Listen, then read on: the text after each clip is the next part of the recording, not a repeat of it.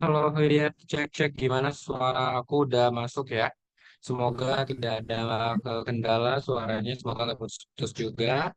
Em, aku pengen ucapin selamat datang di pelatihan online KSM gitu ya, persiapan KSM Geografi.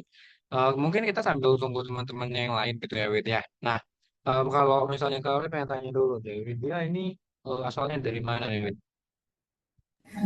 Oh iya Kak, asalnya dari Temanggung Kak. Kebetulan sebenarnya Widya masih kuliah sih Kak, belum kelar.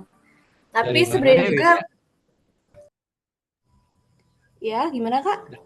Dari mana asalnya? Asalnya dari Temanggung Kak. Oke, mungkin kita sambil tunggu yang lain ya. Kenalin aku Kak Roy. Di sini aku sebagai pengajar geografi ya teman-teman ya. Jadi selama pelatihan ini, selama kelas ini berlangsung juga, kalaupun nanti ada sesuatu yang menurut teman-teman perlu ditanyakan ke aku, silakan chat aja aku di apa namanya di grup nomorku ada gitu ya teman-teman ya.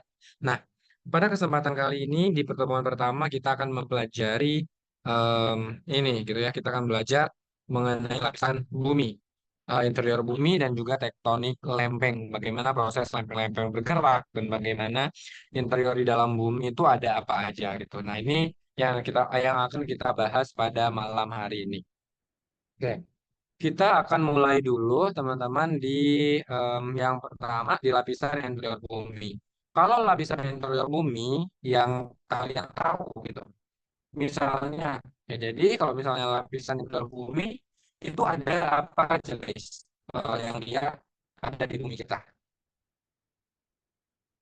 Kira-kira yang ada di bumi kita itu ada apa aja nih yang dia termasuk ke dalam lapisan interior bumi atau lapisan penyusun bumi itu kan dia secara umum itu ada tiga lapisan teman-teman. Ada apa aja? Yuk boleh kasih tahu Kak Roy.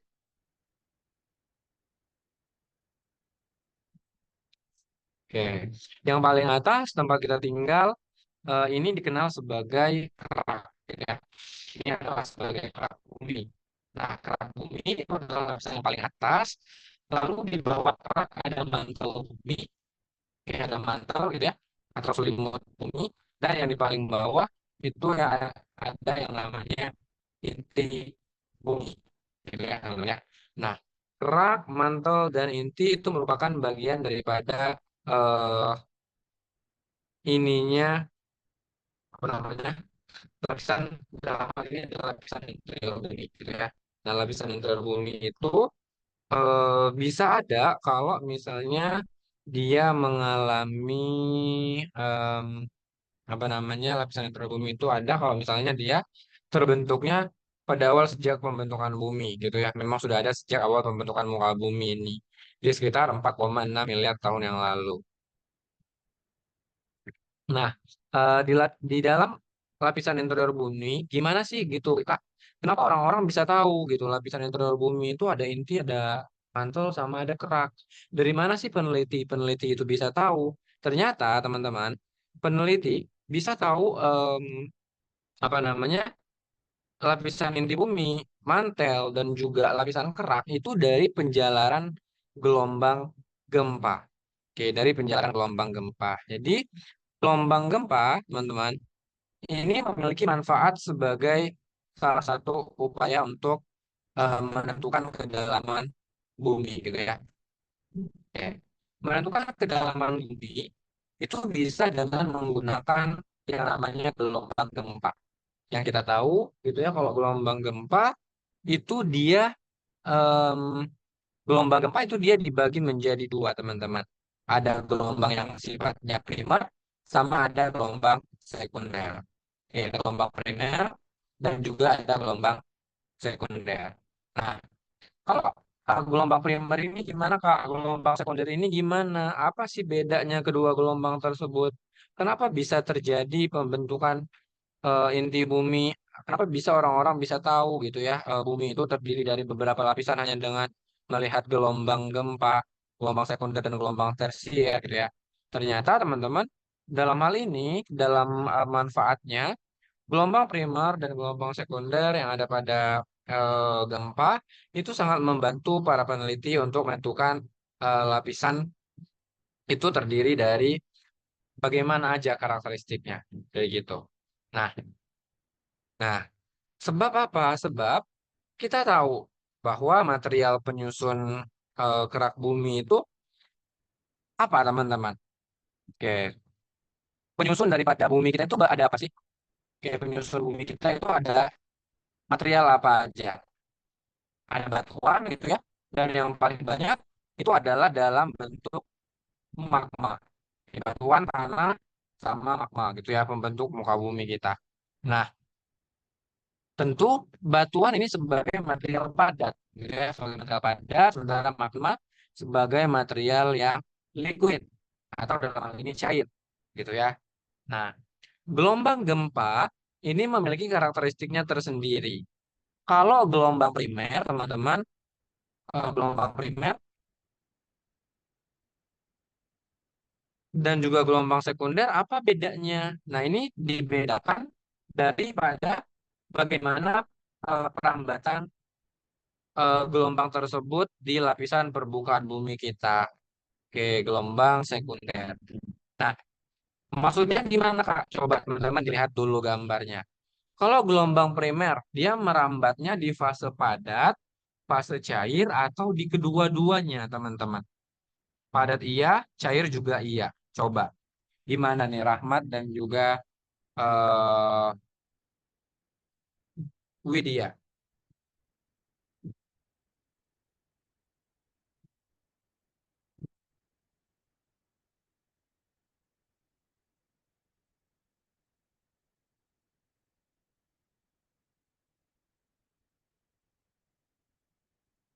Gimana, guys?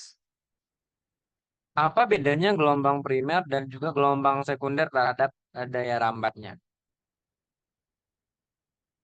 Oke. Kalau gelombang primer, gitu ya, kalau misalnya gelombang primer, dia merambat pada fase padat dan cair atau keduanya. Oke, kalau gelombang primer, dia merambat pada semua fase ya. Oke, dia pada semua fase.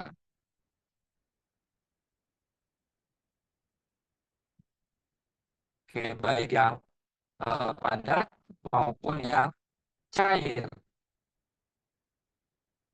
Jadi dia merambat pada ke semua fase tersebut. Nah, itu gelombang primer daripada gempa. Nah, gelombang primer daripada gempa ini gitu ya teman-teman ya, itu menyebabkan si gelombang primer, si gelombang primer itu hanya merambat di lapisan yang mana aja, di semua. Oke, nice, good. Kalau gelombang primer dia merambat di kerak, kemudian di mantel ya, mesosfer itu mantel, ya, mantel bumi, dan juga di bagian inti bumi. Oke, di bagian inti juga dia ikut mengalami perambatan. Kalau misalnya gelombang primer, makanya para ahli kebumian, ahli geografi gitu ya, itu dia melihat mengetahui kedalaman bumi kita, mengetahui bagaimana penyusunnya itu dari penjalaran gelombang gempa. Sedangkan kalau gelombang sekunder, teman-teman, dia merambat pada fase yang bagaimana? Coba dilihat. Kalau gelombang sekunder, dia merambatnya di sini sama di sini, di kerak, gitu ya. Kalau gelombang sekunder, dia merambatnya di kerak sama di inti dalam. Nah, inti dalam dan kerak sifatnya cair atau padat, teman-teman.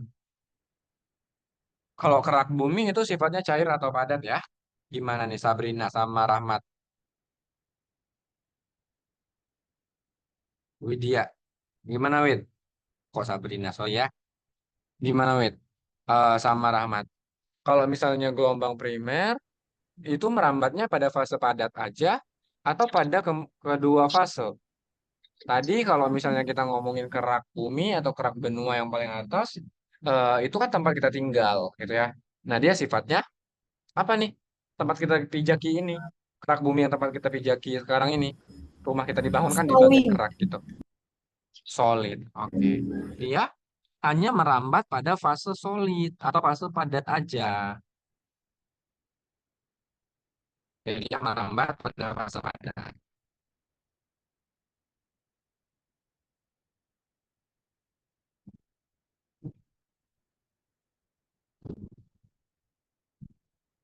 Oke. Nah, ketika dia merambat pada fase padat, teman-teman, gitu ya, si kerak apa namanya di kerak dan juga di inti dalam, maka hal ini bisa di apa namanya menyebabkan terbentuknya ini, teman-teman, pembentukan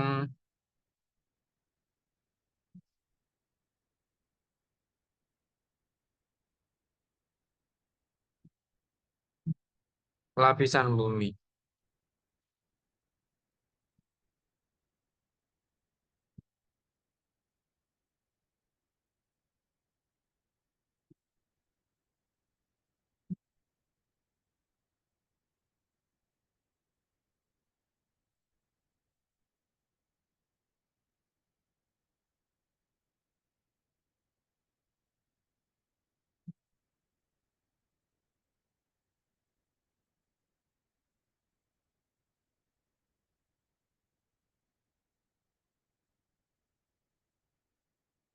Oke, ada pertanyaan dulu.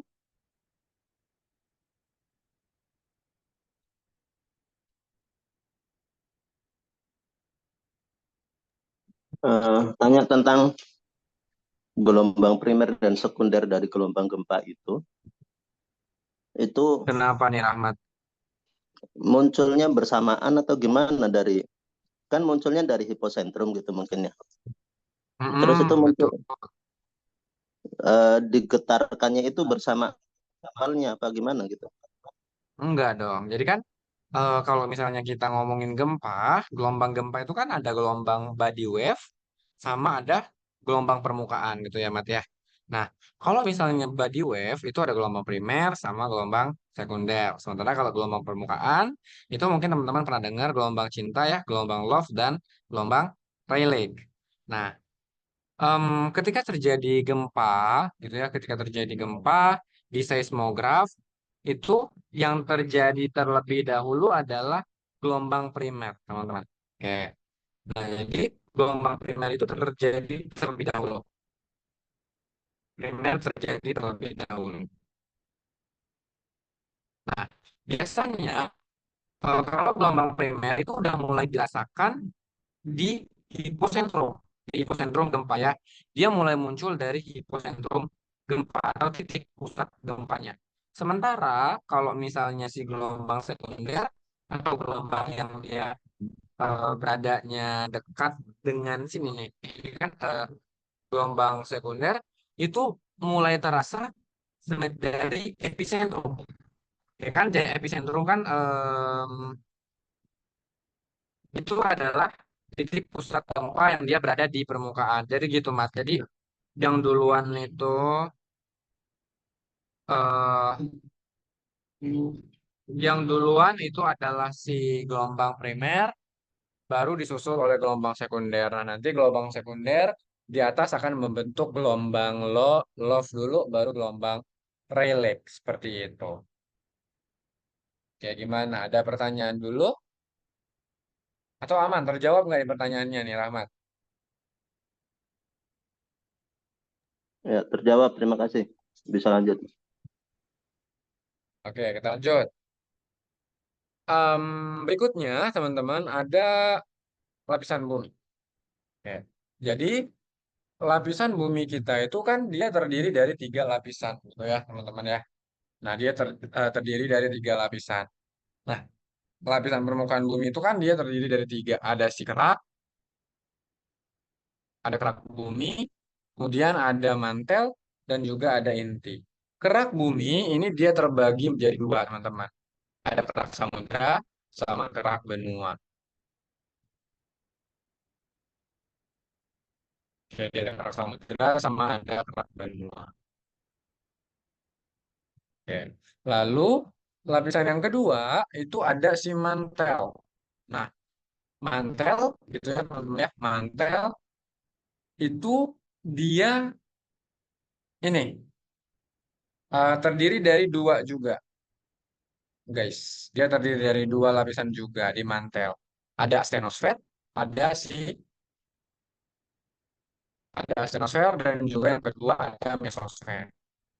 Nah, apa bedanya stenosfer dan mesosfer? Nanti kita bahas ya.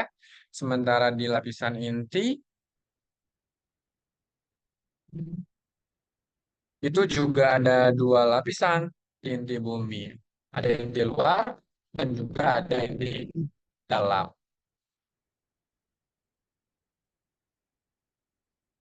Oke, jadi dia ada inti luar dan juga ada inti dalam. Yang mana antara inti luar dan inti dalam itu apa namanya berhubungan dengan ini teman-teman.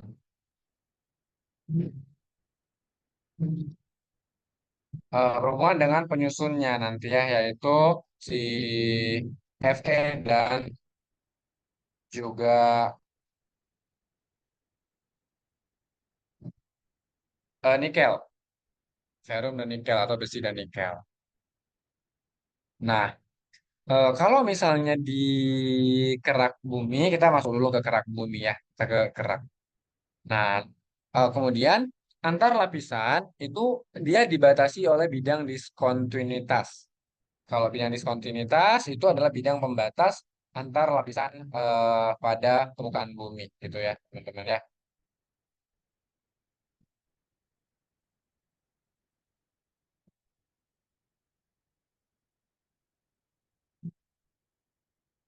Nah, bidang diskontinuitas pada lapisan litosfer itu dia dibagi menjadi tiga. Ada bidang Mohorovičić, ada bidang Gutenberg, sama ada bidang Lehmann. Kalau bidang Moho itu adalah bidang di permukaan di apa namanya di lapisan bumi yang dia membatasi ini teman-teman. Yang dia membatasi antara mantel dan juga kerak. Sementara kalau bidang Gutenberg itu dia membatasi inti luar dan juga mantel bumi. Ya, sedangkan bidang Lehman itu antara inti luar dan juga inti dalam. Jadi inti luar dan inti dalam itu dia dibatasi oleh bidang Lehman. Nah, jadi dalam hal ini di bidang diskontinuitas ini gitu ya, dia memiliki ininya tersendiri.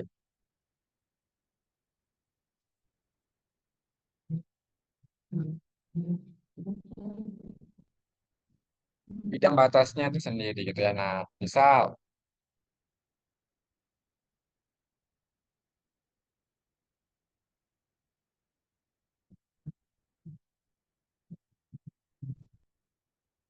nah anggap ini adalah isi dari permukaan bumi ya, gitu ya teman-teman ya.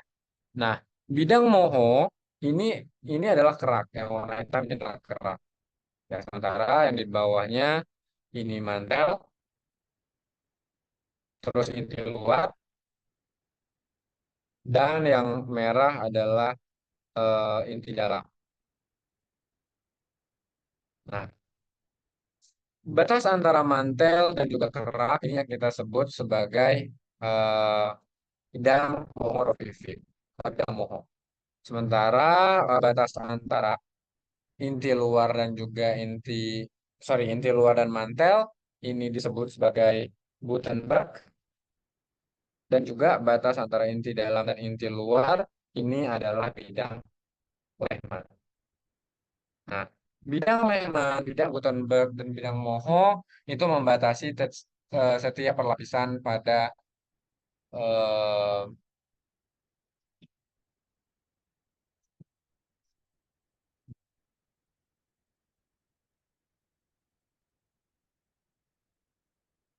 bumi gitu ya.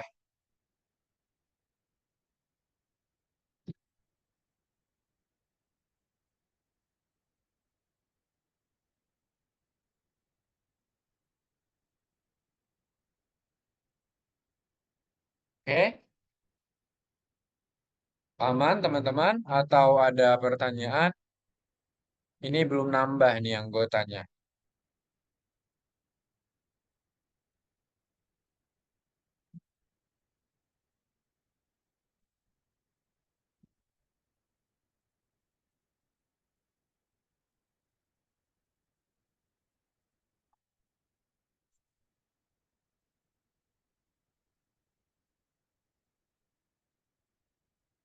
Oke, kita coba lanjut gitu ya. Nah, kemudian kita masuk ke kerak bumi, teman-teman. Kerak bumi ini adalah lapisan yang dia paling atas tadi. Ciri daripada kerak bumi gimana, guys? Ciri daripada kerak bumi ini bagaimana? Panaskah? Dingin? Padat? Cair?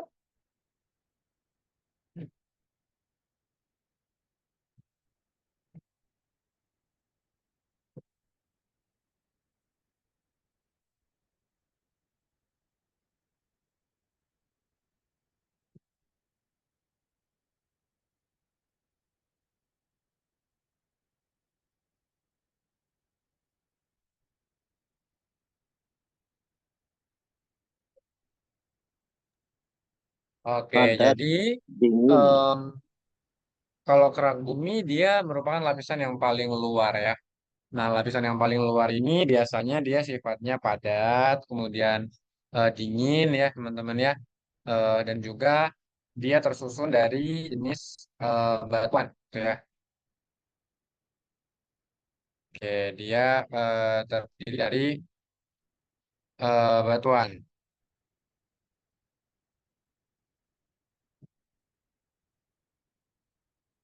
Oke. Nah, daripada batuan gitu ya, teman-teman ya. Daripada batuan, batuan yang menjadi penyusun kerak itu adalah jenis batuan beku, batuan sedimen maupun batuan metamorf yang dia memiliki ini masing-masing, yang dia memiliki fungsinya masing-masing tentunya nantinya bagi kerak bumi. Nah, kerak bumi, teman-teman, itu totalnya mencapai 0,8% daripada total volume bumi. Jadi, jadi semua volume bumi yang ada gitu ya, semua volume bumi yang ada itu berupa ini, teman-teman, berupa kerak bumi. Hanya 0,8% saja.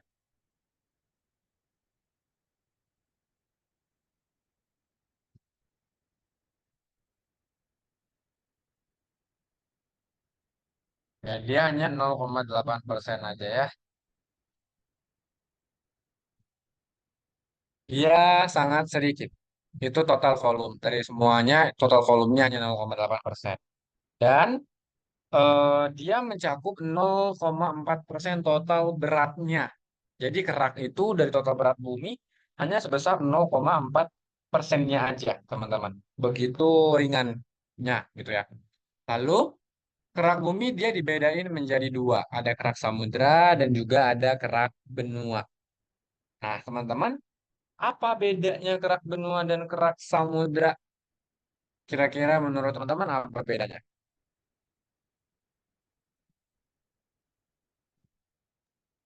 Kerak samudra di bawah samudra, kerak benua di bawah benua gitu. Nah, kalau kerak samudra tuh dia penyusun lautan gitu ya, penyusun dasar samudra. Sementara kalau kerak benua ini adalah kerak yang dia terbentuk nya sebagai penyusun benua, sebagai penyusun daratan ya. Ini daratan, sementara kerak samudra itu adalah sebagai penyusun dasar laut. Nah, apa bedanya teman-teman? Yang pertama dari segi ketebalan, mana yang lebih tebal?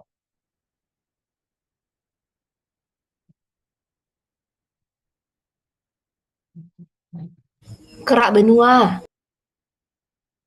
Oke, kerak benua lebih tebal. Berapa tuh ketebalannya?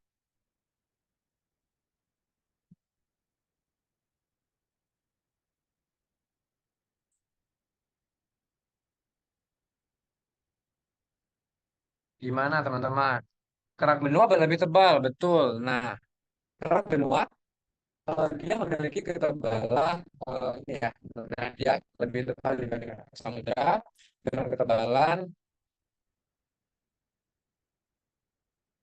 mencapai 60 hingga 100 kilometer. Ya, lebih tebal dengan ketebalan 60 sampai dengan 100 kilometer. Sementara kalau kerak samudra gimana? Kerak samudra dia lebih ringan, lebih lebih tipis.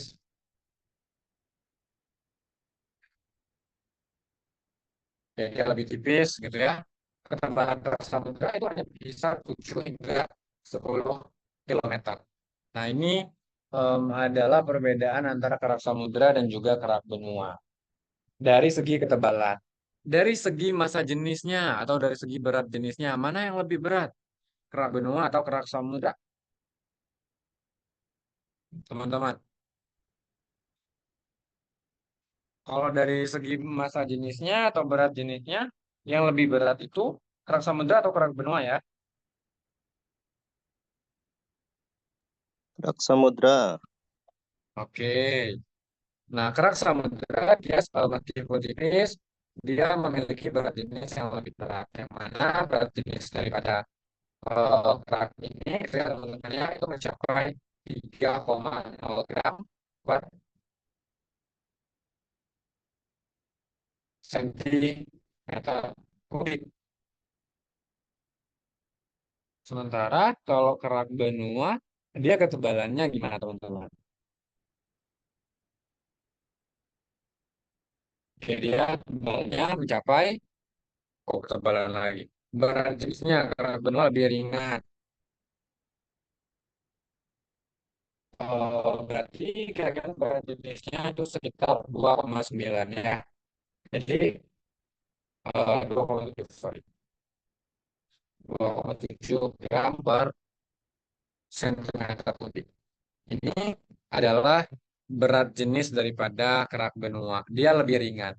Makanya gitu ya, ketika terjadi tabrakan antara lempeng benua dan lempeng samudra, yang akan berada di bagian bawah itu adalah si lempeng eh, samudranya, teman-teman. Karena dia memiliki sifat yang lebih berat gitu ya. Nah, itu daripada berat jenisnya. Mineral penyusunnya. Sekarang kita ke mineral penyusunnya. Kalau kerak samudra, dia disusun oleh mineral apa, teman-teman? Silika aluminium atau silika magnesium?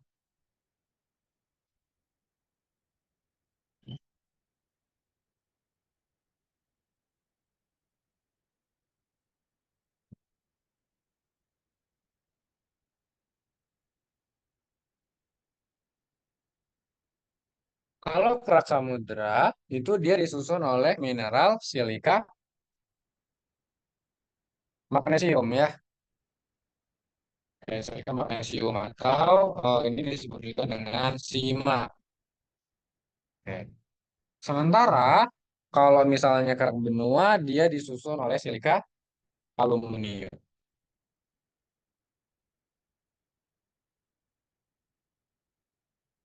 Jadi dia disusun oleh silika aluminium atau kita sebut juga dengan Si-Au gitu ya. Nah, dia adalah sebagai mineral penyusunnya daripada kerak benua dan juga kerak samudra. Lalu, teman-teman, di antara kerak benua dan kerak samudra, mana yang lebih asam? Mana yang dia memiliki pH yang lebih asam? Kerak samudra atau kerak benua? Ini berhubungan dengan penyusun daripada kerak benua dan kerak samudra itu sendiri.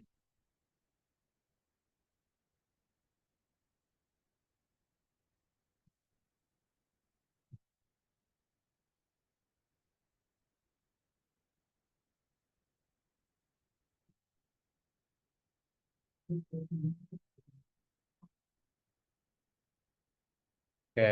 Kalau kerak benua, teman-teman, kalau kerak benua, mineral penyusunnya itu adalah silika aluminium, kerak samudra, silika magnesium. Nah, ini menyebabkan perbedaan daripada ininya juga nanti akan menyebabkan perbedaan keasamannya. Nah, kalau misalnya kerak benua dia sifatnya asam pada batuannya ya, sedangkan kalau kerak ini kerak samudra dia sifatnya basah. Jadi dia basah. Nah, kenapa dia bersifat asam, teman-teman? Karena gimana nih? Batuan penyusunnya apa kalau kerak benua yang asam ini?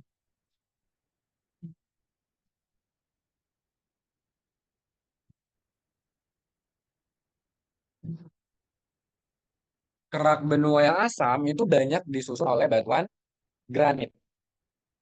Jadi dia banyak disusun oleh granit. Sementara yang basal ini banyak disusun oleh batuan basaltik. Seperti itu. Dia disusun oleh batuan basaltik. Batuan basal dan batuan granit itu beda, teman-teman. Ya, jadi kalau misalnya kerak samudra, dia lebih didominasi oleh batuan basal.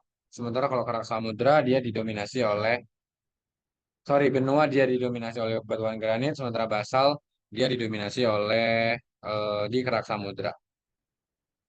Nah, ini kerak bumi, teman-teman. Kira-kira ada pertanyaan dulu?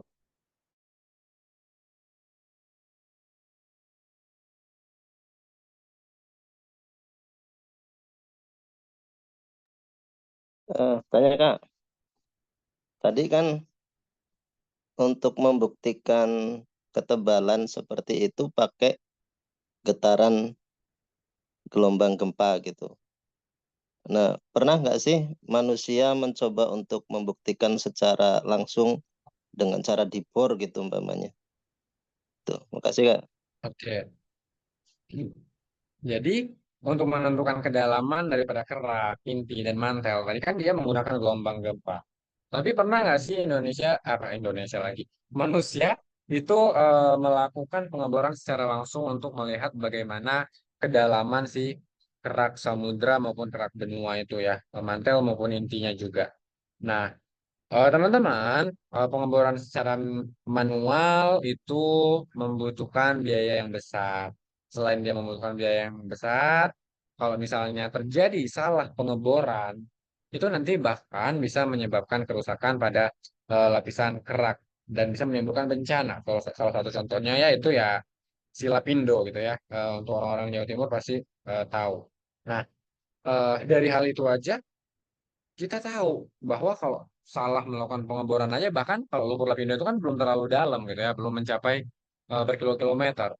Nah, eh, tentu sejauh ini untuk menentukan kedalaman gempa, kedalaman titik pusat bumi, menentukan apa namanya karakteristik daripada kerak benua dan kerak samudra masih hanya dengan menggunakan em, gelombang gempa dan juga karakteristik pada batuan yang dia dikeluarkan, teman-teman.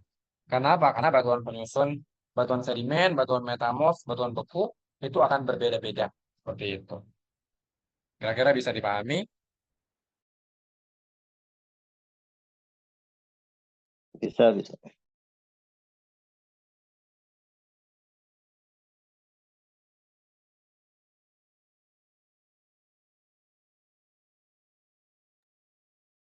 Oke, baik, teman-teman, kita coba lanjut.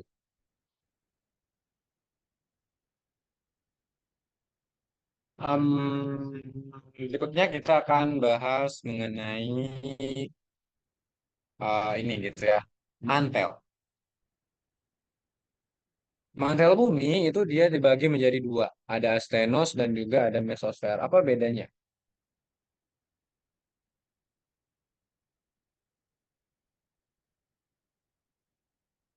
Oke, mantel bumi itu dia dibagi menjadi dua, ada stenosfer dan juga ada mesosfer.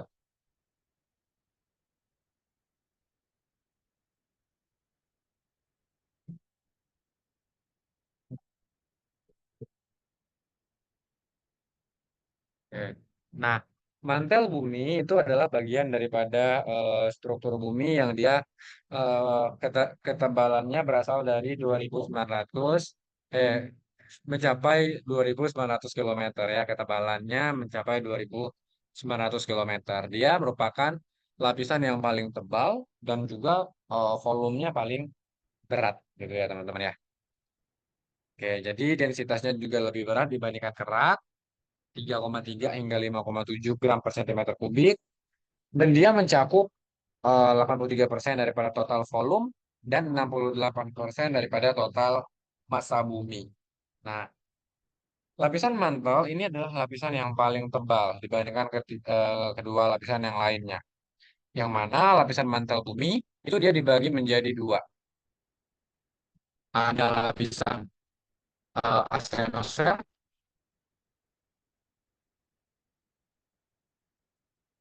Itu ya teman-teman, ada lapisan asthenosfer dan juga ada lapisan eh, mesosfer.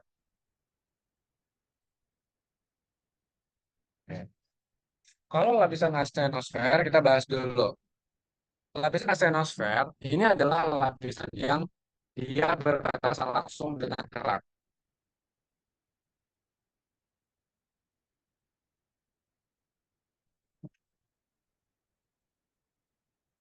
Jadi dia berbatasan langsung dengan kerak bumi.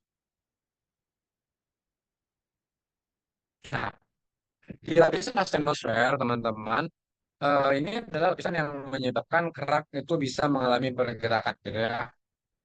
Jadi lapisan ini eh, kerak itu mengapung di atas lapisan asthenosfer.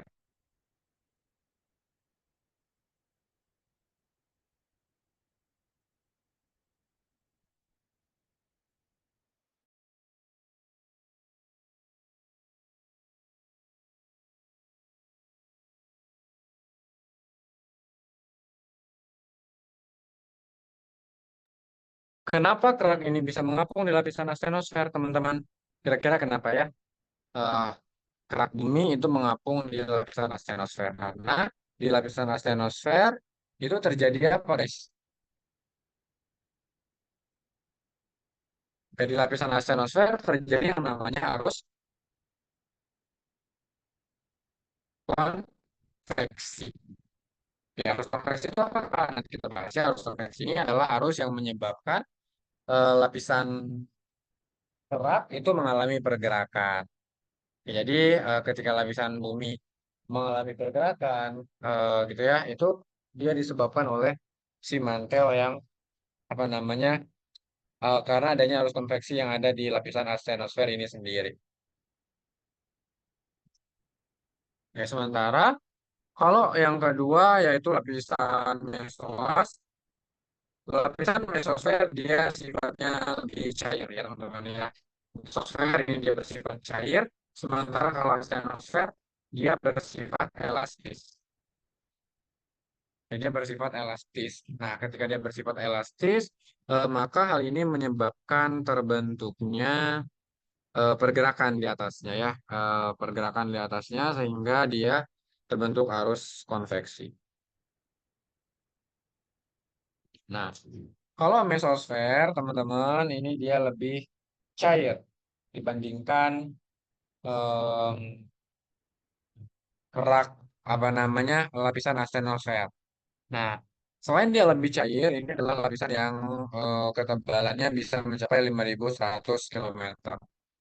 Ini ketebalannya dari 5.100 bahkan mencapai 5.100 km. Nah, lapisan mesosfer bersifat cair. Selain dia bersifat cair, dia juga sangat panas ya.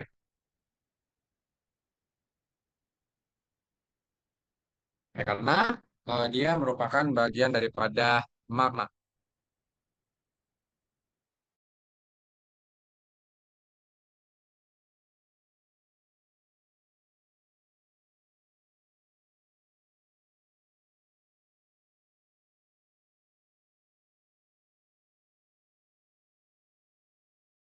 Oke, ini adalah mantel bumi, teman-teman. Gimana, ada pertanyaan atau aman?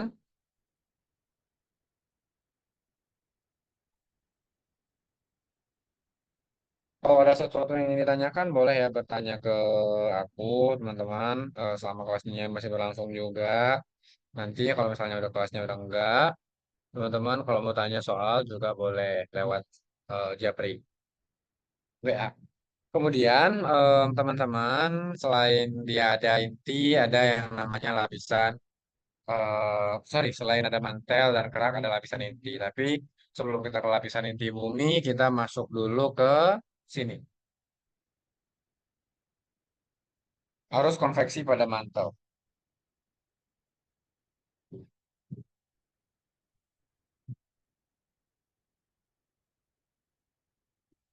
Nah, arus konveksi pada mantel tadi itu adalah arus yang menyebabkan bumi itu mengalami pergerakan gitu ya. Kerak mengalami pergerakan. Nah, ini terbentuk akibat apa? Akibat adanya arus konveksi. Arus konveksi itu adalah arus yang menyebabkan stenosfer mengalami pergerakan. Nah, dalam hal ini ketika arus konveksi terjadi, konsepnya adalah pada arus konveksi, massa yang mengalami pemanasan gitu ya, atau massa yang panas itu akan menggantikan massa yang dingin di atasnya. Oke, mengganti massa yang dingin di atasnya.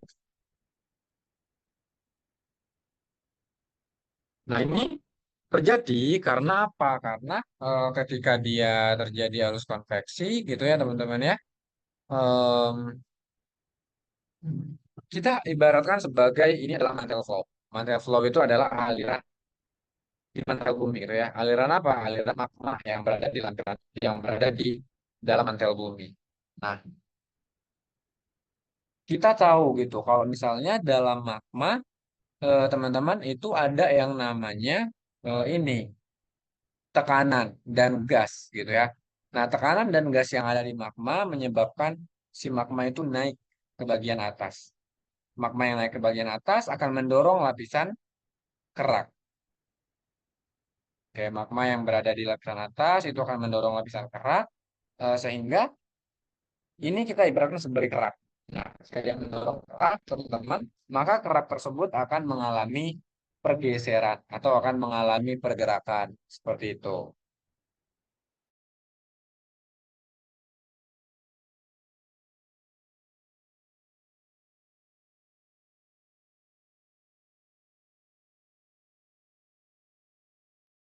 Gimana sampai di sini ada pertanyaan dulu mengenai arus konveksi.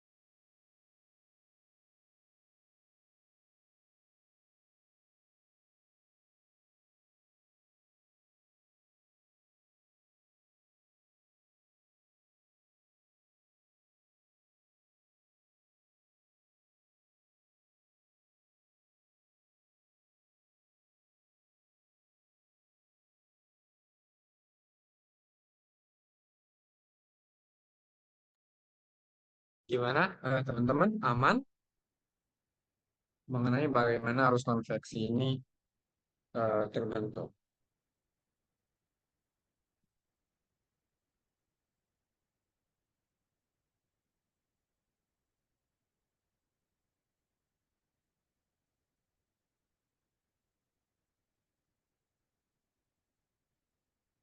Oke. Eh, Kalau yang keluar melalui gunung api itu lapisan apa? Nah, teman-teman, magma yang keluar dari lapisan magma yang keluar gitu ya daripada lapisan gunung api itu adalah masih berada di bagian apa nih?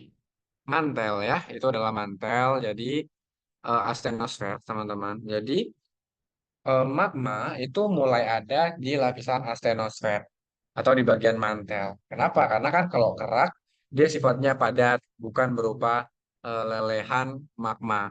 Tapi kalau magma yang keluar itu adalah si lapisan mantel ataupun lapisan selimut bumi yang dia terdiri dari magma panas atau magma yang pijat seperti itu.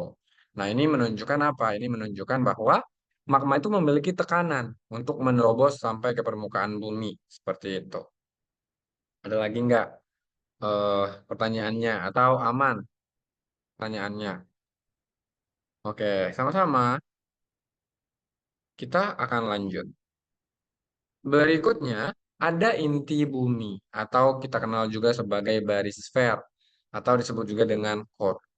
Nah, inti bumi teman-teman itu dia mulai dari kedalaman 2.900 kilometer ya kedalamannya hingga ke pusat bumi. yang ada di bumi kita seperti itu. Nah, inti bumi ini dia terdiri dari material penyusunnya adalah ferum dan nikel. Oke, jadi dia terdiri dari ferum dan nikel ya. Ferum itu apa? Ferum itu besi.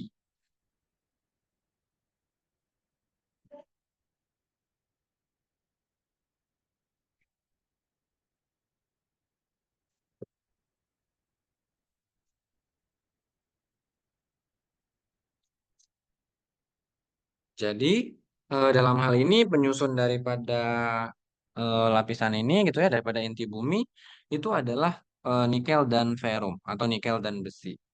Nah, eh, kemudian gitu ya, inti bumi dia terdiri dari dua, teman-teman. Dia terdiri dari dua lapisan penyusun ya kalau inti bumi, yang mana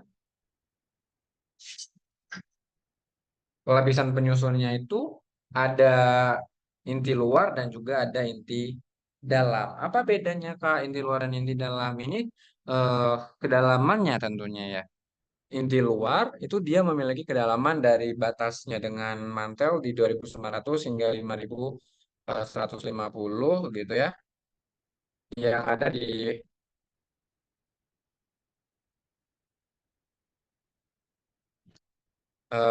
permukaan bumi yang ada di bawah gitu ya teman-teman ya.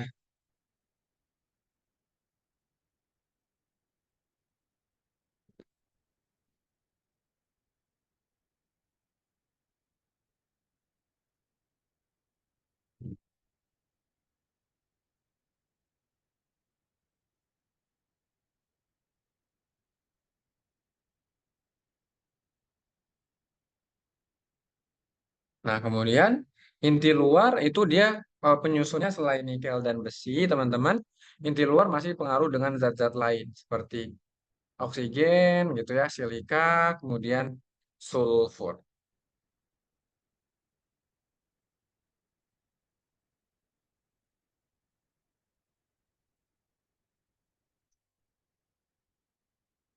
Oke, kemudian bersifat cair.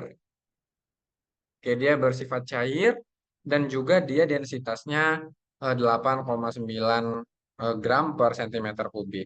Nah, Kak Roy mau tanya, kalau misalnya inti luar itu densitasnya 8,9 gram, kira-kira inti dalam lebih berat atau lebih ringan, teman-teman? Kira-kira inti dalam itu dia densitasnya lebih berat atau lebih ringan? Coba, gimana tuh? Ingat kalau konsepnya, kalau makin berat, dia akan selalu berada di bagian bawah, gitu ya. Makanya si inti luar atau inti dalam itu akan dia lebih berat gitu ya. Tapi inti dalam teman-teman penyusunnya hanya besi dan nikel saja. Dia sifatnya padat dan ketebalannya dan berat jenisnya 9,6 gram per sentimeter kubik. Oke, dia ketebalannya 9,6 per sentimeter kubik. Ya, dia lebih berat. Nah, oke. Dari mana nih em, ferum sama nikelnya? Atau dari mana nih si besi dan juga nikel yang ada di inti bumi gitu ya teman-teman ya. Ternyata nikel dan ferum yang ada di inti bumi itu berasal daripada reduksi meteorit gitu ya, yang jatuh ke permukaan bumi. Nah, kenapa ada meteorit bisa sampai ke inti? Nanti kita bahas. Tapi karakteristik inti bumi, inti luar dan inti dalam, kira-kira bisa dipahami dulu nggak? Atau ada pertanyaan? Kalau ada pertanyaan, boleh berkabar. Kalau tidak, kita gas lanjut.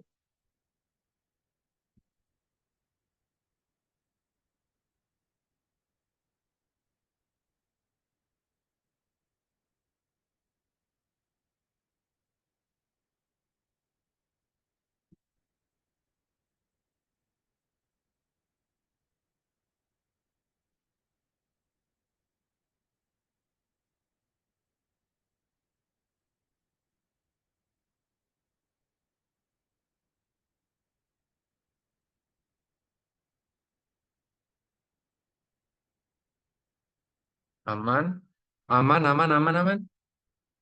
Lanjut ya. Oke, lanjut. Nah, pertanyaannya, mengapa inti dalam lebih padat, teman-teman?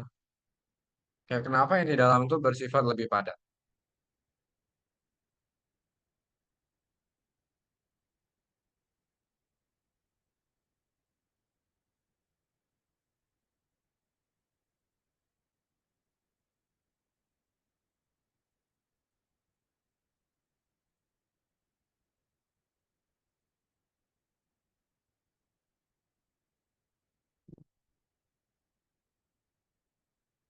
Oke, jadi inti dalam lebih padat, ya teman-teman ya, karena inti dalam ini berasal dari material.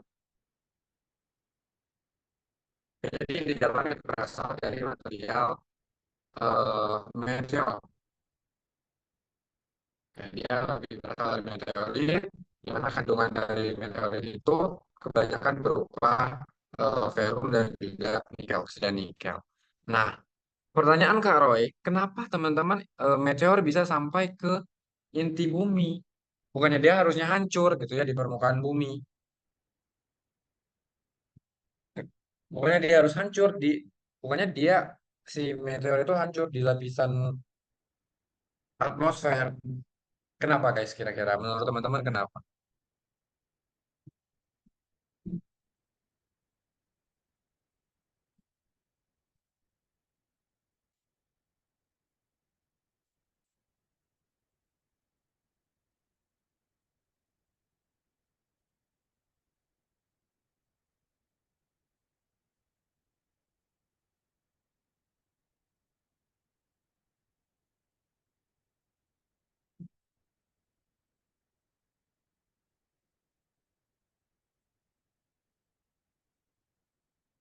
Oke, kita coba lanjut ya. Nah, kenapa dia inti meteor bisa sampai ke dalam inti bumi? Sebab ketika terjadinya,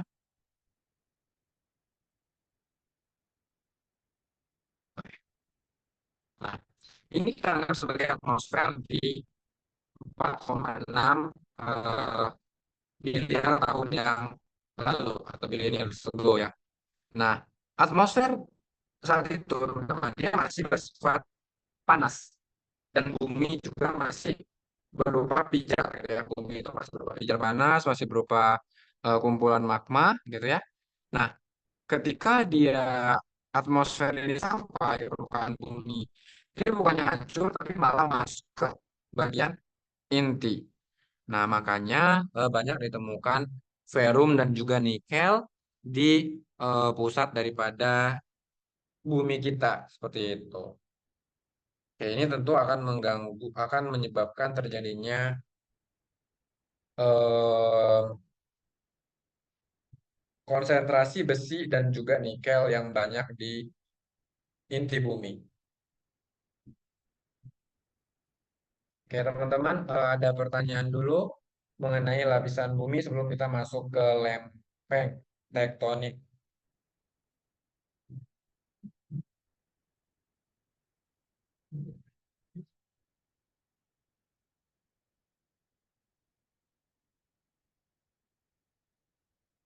Gimana yuk? Jangan tidur kalian ya, jangan kalian ngantuk. Gimana? Suara Kak Roy aman kan ya? BTW suara aku aman ya teman-teman ya, terdengar jelas kan ya? Tidak putus-putus. Boleh berkabar ke aku kalau misalnya ada sesuatu yang menjanggal di telinga kalian. Atau ada yang mau bertanya, juga boleh tanya ke aku, silahkan ya.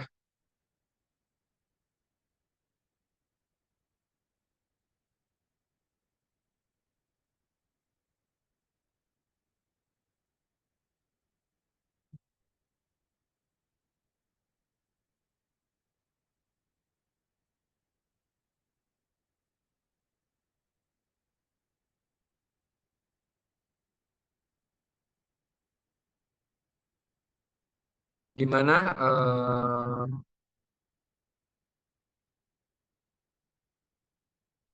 gimana Awan, Widya, Reza, aman teman-teman atau ada pertanyaan dulu sampai di sini? Yuk boleh direspon yuk. Soalnya aku bingung nih kalau misalnya teman-teman diam, apakah udah paham atau belum.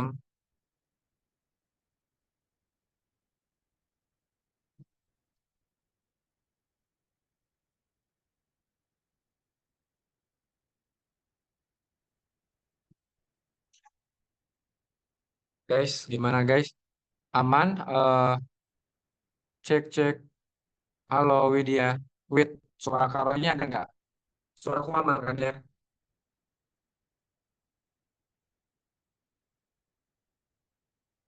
Awan gimana Wan? Gimana nih Awan nih? Suaraku aman kan ya? Suara karonya aman kan? Halo, halo. Aman. Boleh ya direspon ya. Kalau misalnya ada tidak ada pertanyaan, oke cukup. Oke, kita lanjut. Kita ke tektonik lempeng. Nah, kalau ngomongin tektonik lempeng, ini ngomongin bagaimana lempeng bumi itu mengalami pergerakan, gitu ya.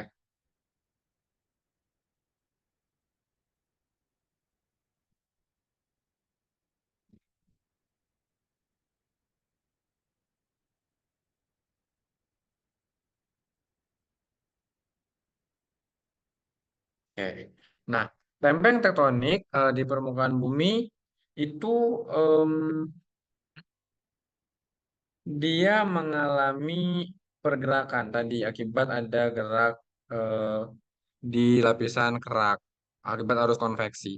Nah, ada dalam teori daripada lempeng tektonik, teman-teman, teori lempeng tektonik itu ada teori pemekaran dasar samudra, teori lantai dasar samudra, sehingga nanti akan membentuk si teori continental drift atau tectonic plate gitu ya, continental drift dan juga teori pemekaran lantai dasar samudra itu akan membentuk tectonic plate.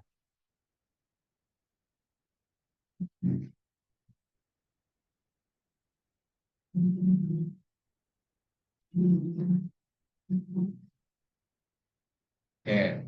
Yang mana gitu ya, yang mana kalau tectonic plate itu adalah teori yang dia berisi apa guys?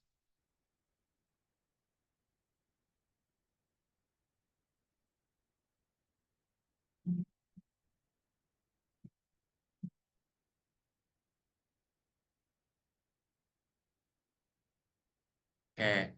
Nah, teori apungan benua itu yang mengemukakan adalah benua-benua itu bergerak secara lambat. Jadi katanya kalau teori apungan benua, benua-benua yang ada di permukaan bumi ini bergerak secara lambat ya teman-teman ya. Nah, benua-benua yang bergerak secara lambat itu akan menyebabkan terbentuknya eh, dia bergeraknya dari dasar samudra. Nah, ini teori ini dia dikemukakan oleh Alfred Wegener, yang mana si Alfred Wegener beranggapan bahwa ketika bumi apa namanya ketika bumi ini mengalami pergerakan, maka lempeng-lempeng di atasnya juga akan mengalami pergerakan. Dalam hal ini, teman-teman di teori apungan benua itu ada bukti-bukti yang menyatakan bahwa si Wegener ini beranggapan bumi itu mengalami pergerakan. Buktinya apa? Buktinya adalah yang pertama itu ada kecocokan atau kesamaan garis pantai ya. Jadi garis pantai timur em, Afrika dengan garis pantai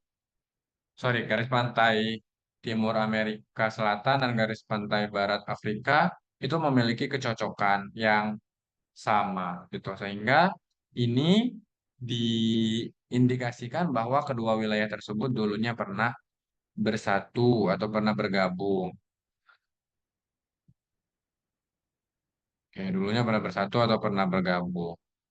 Nah, ini menunjukkan bahwa bumi-bumi yang ada itu mengalami pergerakan.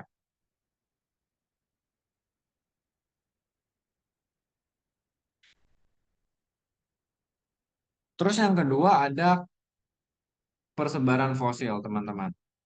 Nah, persebaran fosil ini maksudnya adalah fosil-fosil daripada tumbuhan purba ataupun hewan purba yang ada pada zaman dahulu yang dia ada ditemukan di suatu tempat juga ditemukan di tempat yang lainnya gitu ya. Oke, dia ditemukan di suatu tempat juga ditemukan di tempat yang lain. Nah, ini menandakan apa?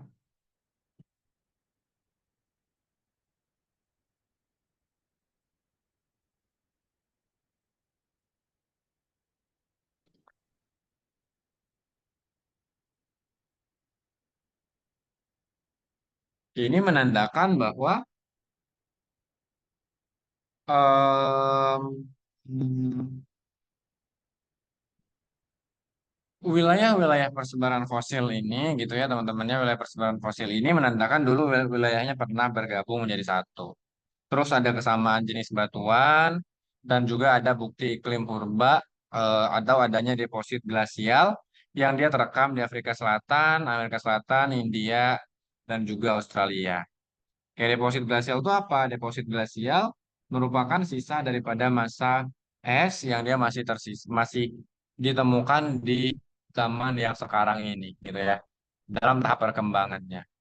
Nah, kemudian teman-teman ini adalah bukti bahwa terjadi teori apungan benua, benua mengapung, gitu ya. Nah, kita masuk dulu yang ke pertama, yaitu kesamaan garis pantai. Tapi sebelum ke sana kita masuk ke ininya dulu. Jadi, teman-teman, ini merupakan tampilan daripada benua yang ada saat ini. Pergerakannya dari 250 juta tahun yang lalu, gitu ya. Sebab apa? Sebab dulu pada awal terbentuknya em, muka bumi, teman-teman, pada awal terbentuknya muka bumi itu hanya terbentuk satu benua dan juga satu samudra. Jadi awalnya hanya terbentuk satu benua dan satu samudra. Benua tersebut yang kita kenal sebagai istilahnya Pangea gitu ya. Pangea itu merupakan super benua yang terbentuk di awal proses pembentukan muka bumi. Oke, jadi ketika muka bumi ini terbentuk, pertama kali terbentuk benua yaitu terbentuknya benua Pangea. Selain Pangea terbentuk, teman-teman, pada awal pembentukan muka bumi juga terjadi proses pembentukan ini. Oke, terjadi proses pembentukan samudra, yang mana eh, saat itu hanya ada satu benua yaitu Pangea dan juga hanya ada satu samudra. Oke, samudranya yaitu samudra apa teman-teman? Ketika awal pembentukan muka bumi hanya ada satu samudra yaitu bernama Tethys ya. Ya ini dia Tethys. Yang mana Samudra Tethys ini menjadi cikal bakal samudra yang sekarang dan benua Pangea menjadi cikal bakal benua yang sekarang. Tapi sebelum dia berkembang juga, si Pangea ini mengalami perpecahan dulu ya, makanya sebelum menjadi yang ada seperti saat ini di permukaan bumi kita saat ini.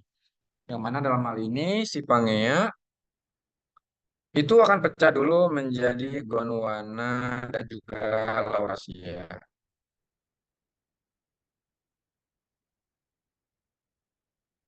Oke,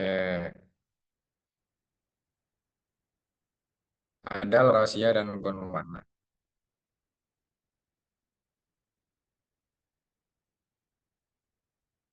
Nah,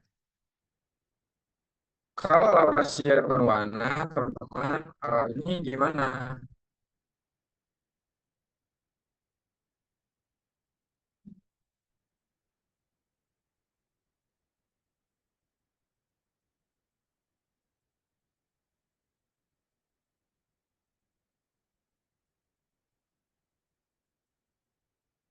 Rahasia akan menjadi cikal bakal apa?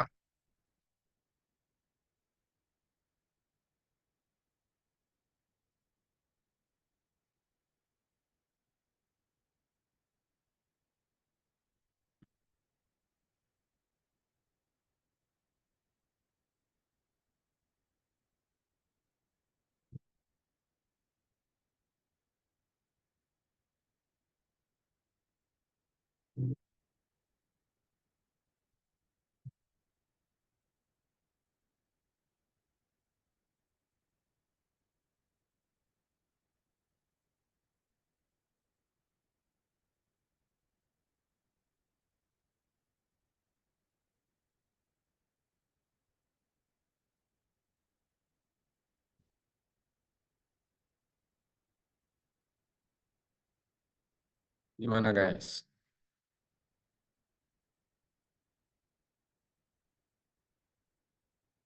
Oke, jadi kalau misalnya Laurasia itu akan menjadi apa? Cikal bakal daripada benua yang ada di kawasan utara. Jadi akan menjadi benua yang ada di kawasan utara ya. Jadi apa aja nih Laurasia teman-teman? Oke kan kalau misalnya Laurasia ini di sini nih dia.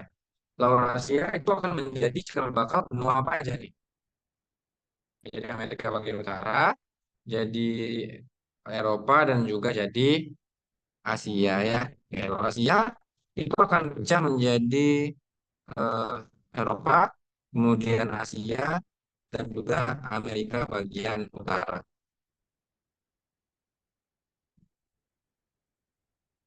Oke.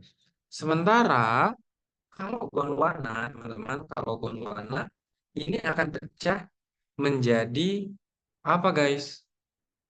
Kalau Gondwana akan pecah menjadi Amerika Selatan, jadi pecah menjadi Amerika Selatan, kemudian Antartika, kemudian Australia, dan juga Afrika. Itu adalah pecahan daripada Gondwana ya. Nah, jadi memang dulu berdasarkan teorinya Wegener, eh, benua-benua yang ada saat ini tuh tergabung menjadi satu kesatuan, teman-teman. Oke, kita lanjut. Kemudian ada kecocokan atau kesamaan garis pantai. Bukti pertamanya gitu ya. Nah, ini seperti puzzle yang mana katanya ada kecocokan garis pantai benua antara benua Amerika Selatan bagian timur dengan garis pantai benua Afrika bagian barat. Nah, kesamaan atau kecocokan garis pantai ini menunjukkan bahwa dahulunya gitu ya teman-teman ya. Ini dahulunya diperkirakan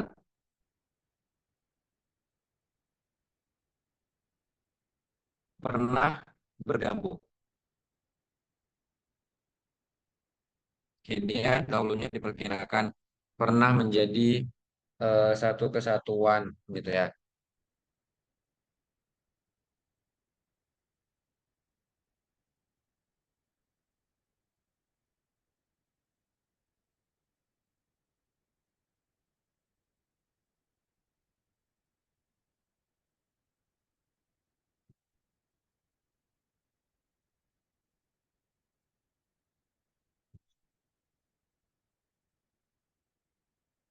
Oke, sampai sini ada pertanyaan teman-teman di karakteristik yang pertama yaitu adanya kesamaan kecocokan ini ya garis pantai. Lalu bukti yang kedua itu adalah persebaran fosil. Yang mana dalam persebaran fosilnya di teorinya Wegener gitu ya. Fosil-fosil tumbuhan purba yang ada pada suatu wilayah itu juga ditemukan di wilayah lainnya. Contohnya seperti apa?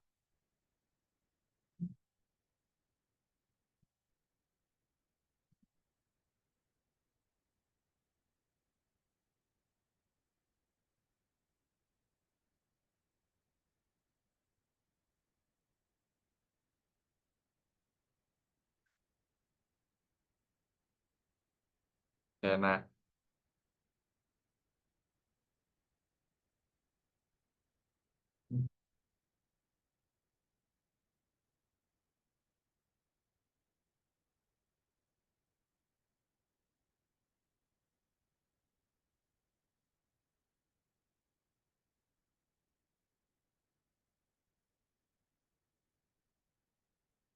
contohnya itu adalah fosil-fosil seperti Sinognathus ya. Nah, kalau Sinognathus itu sebetulnya sejenis kadal purba mirip dengan komodo yang dia ditemukan di benua Amerika Selatan dan benua Afrika. Nah, ini menunjukkan apa? Menunjukkan kemungkinan eh,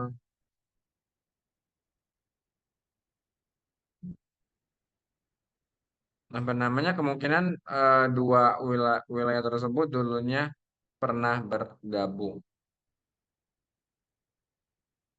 Oke, itu si Sinoknatus. Terus ada Listosaurus. Listosaurus itu dia ini teman-teman sejenis apa namanya katak katak raksasa yang dia juga merupakan fosil-fosilnya ditemukan di berbagai benua termasuk di wilayah Afrika, India dan juga Antartika. Kemudian ada fosil Mesosaurus, buaya purba yang ditemukan di Amerika Selatan dan Afrika dan fosil daripada tumbuhan yaitu Glossopetris yang banyak ditemukan di wilayah Amerika Selatan, Afrika, India, Antartika dan Australia. Ini menunjukkan bahwa apa? Ini kan dulunya adalah wilayah-wilayah yang kan sekarangnya adalah wilayah-wilayah yang dia terpisah dari lautan gitu ya. Terpisah benuanya sangat-sangat jauh, tapi kok bisa ada fosil yang sama? Nah, jadi ada asumsi bahwa dulunya wilayah-wilayah tersebut adalah satu kesatuan yang membentuk sebuah benua yang begitu eh, luas.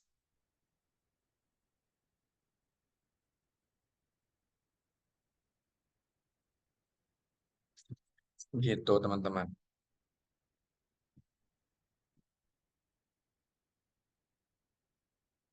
Oke. Selain persebaran fosil, juga ada yang namanya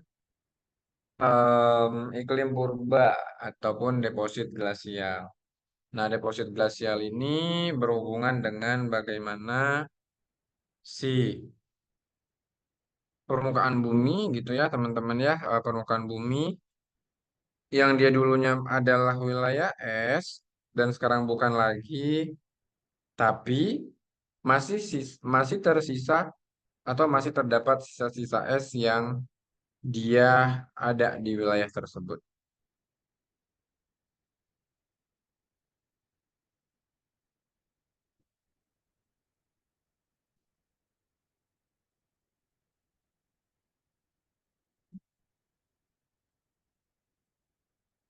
Oke.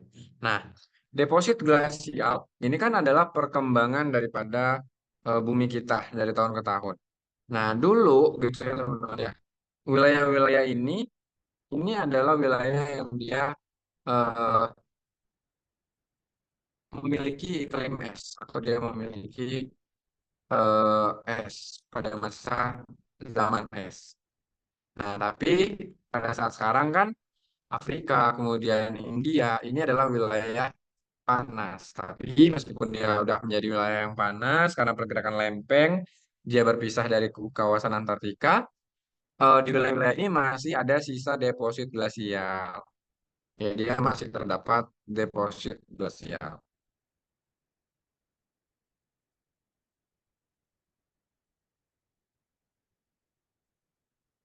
Nah, deposit glasial inilah yang dia menyebabkan wilayah-wilayah daripada negara tersebut masih diperkirakan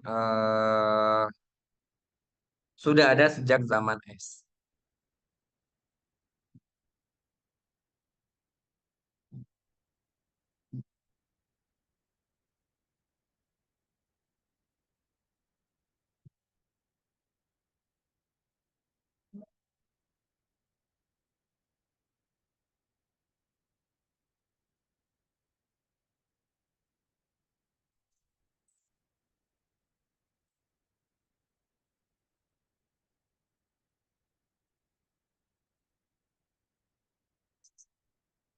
Aman, teman-teman, atau ada pertanyaan dulu?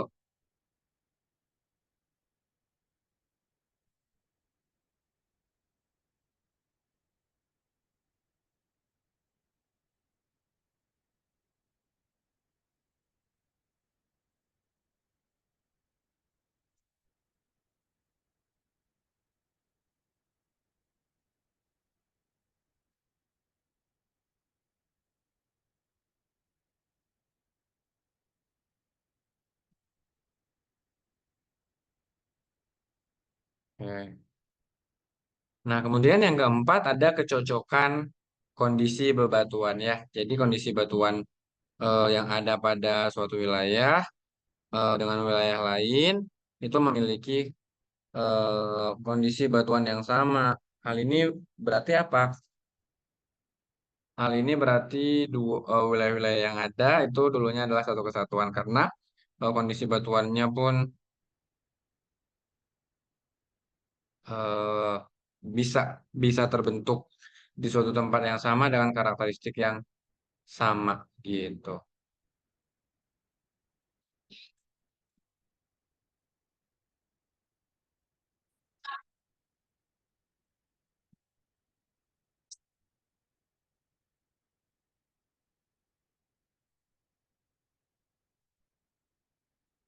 Oke. Nah, kemudian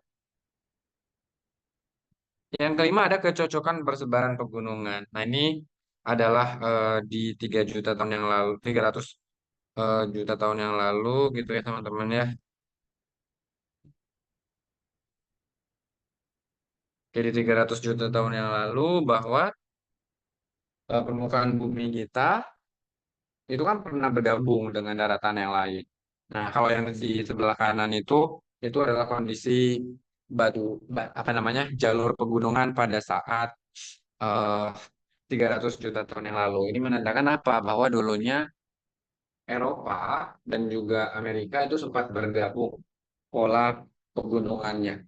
Tapi sekarang gitu ya, sekarang itu dia sudah berpisah gitu teman-teman. Kenapa ini bisa mengalami pemisahan ya lagi-lagi akibat gerak daripada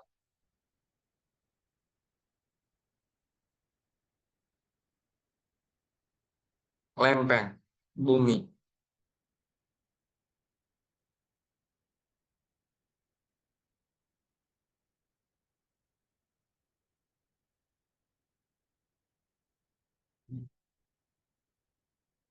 Oke. Nah, sampai sini teman-teman ada yang mau ditanya dulu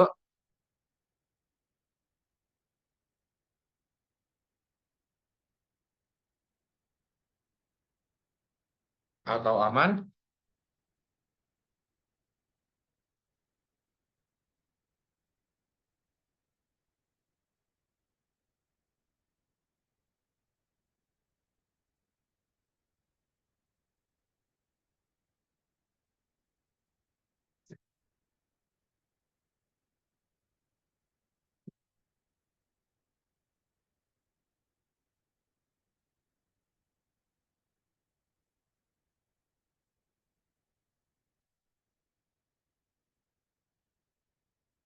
Oke, aman, lanjut. Nah, tapi teman-teman, teorinya si Wegener itu adalah ditolak, gitu ya. Nah, kenapa teori Wegener ini ditolak? Karena si Wegenernya tidak bisa menjelaskan bagaimana proses terjadinya pergerakan itu. Kok bisa terjadi perpecahan benua? Kok bisa terjadi pergerakan antar benua? Nah, si Wegenernya belum mampu menjelaskan bagaimana skemanya, gitu ya. Eh, daripada ini skema daripada proses pembentukan buminya atau pembentukan keraknya yang saling berjauhan tadi.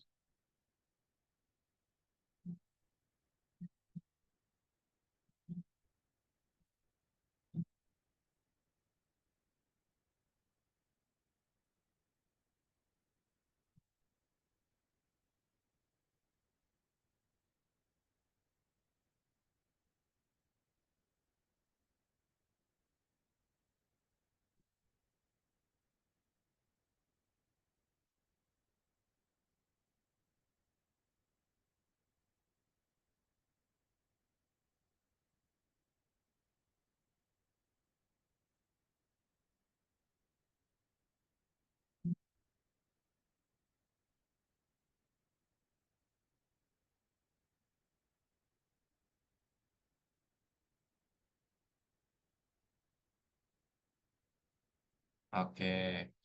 Nah, kemudian eh, Ketika dia ditolak, teman-teman, ada teori yang mendukungnya juga ya. Oke, ada teori yang mendukung daripada si apa namanya teorinya Wegener.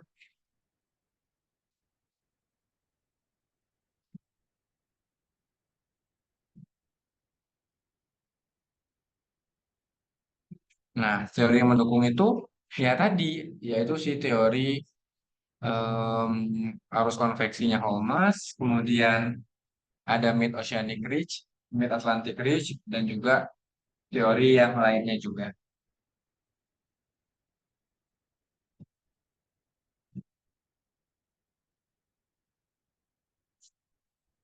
Oke.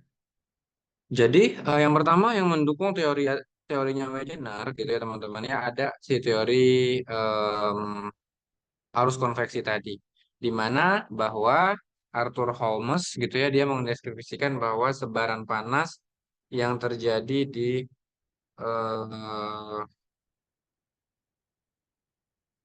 dalam asthenosfer itu menyebabkan si asthenosfernya mengalami pergerakan gitu ya. Nah, ketika asthenosfer mengalami pergerakan, maka akan menggerakkan lapisan kerak di atasnya ya. Nah, ketika lapisan kerak di atasnya bergerak, maka lapisan kerak tersebut akan mengalami pergerakan satu sama lain.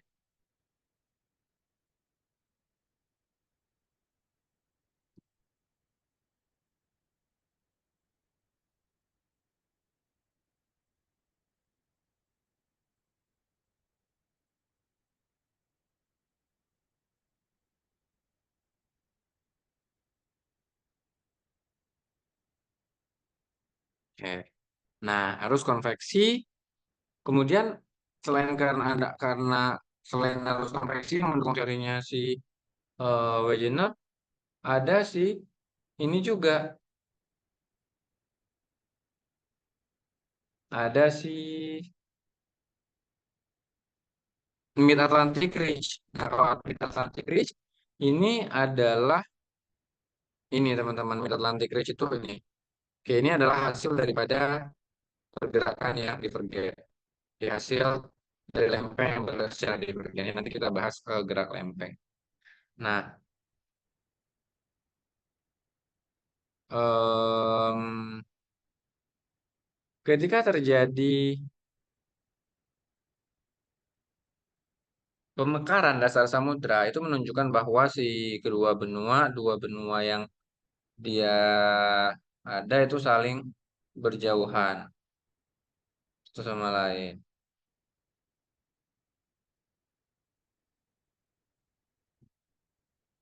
Oke, dia saling berjauhan satu sama lain dan dia akan karena dia saling berjauhan satu sama lain menyebabkan dasar samudra yang makin melebar gitu ya. Oke, dasar samudra yang melebar ini disebut sebagai mid oceanic ridge. Nah, mid oceanic ridge itu salah satunya di Atlantik, makanya dia dinamakan mid Atlantic Ridge.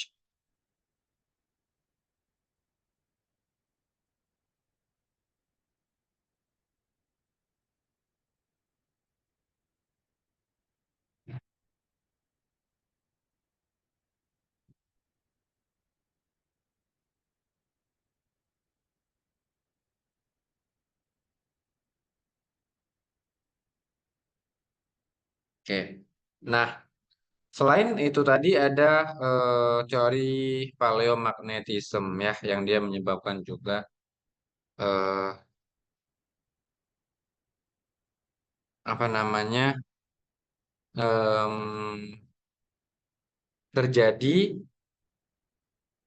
mineral-mineral ferromagnetik daripada magnet bumi menunjukkan adanya pergerakan. Itu juga menjadi sebuah tanda bahwa bumi itu mengalami pergerakan gitu ya.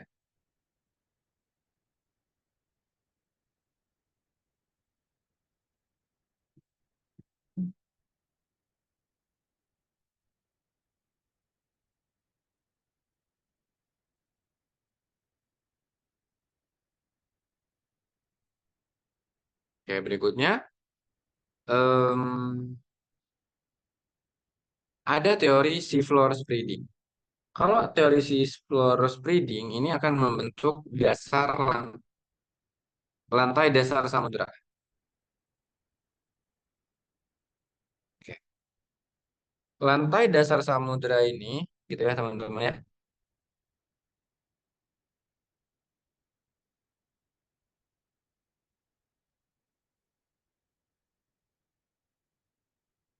Dia terbentuk akibat gerak yang demikian juga. Jadi gerak lempeng yang dia saling menjauh sama lain di sini gitu ya. Ini lautannya makin luas dan membentuk si floor spreading atau lantai dasar samudra yang mengalami penjauhan.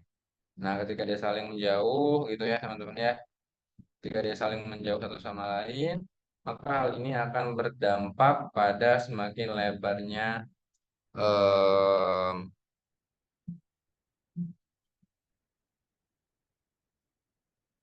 semakin lebarnya dasar samudra.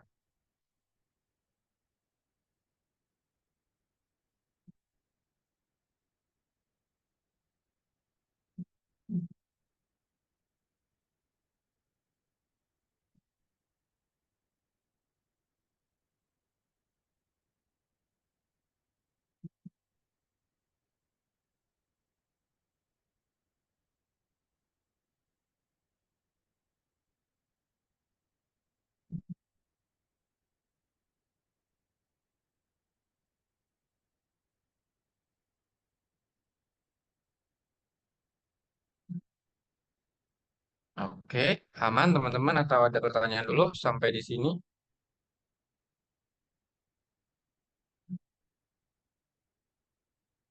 Mungkin teman-teman bertanya-tanya gitu ya, siswa spreading itu apa? Siswa spreading itu semakin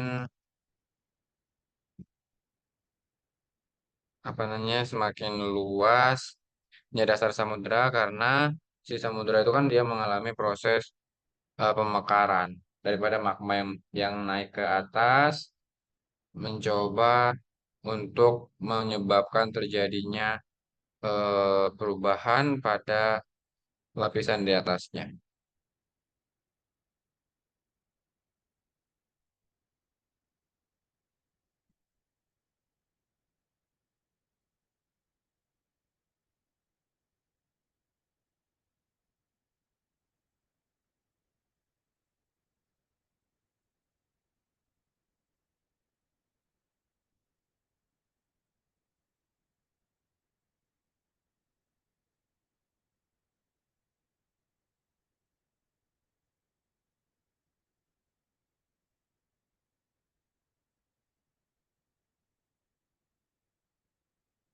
Aman, teman-teman?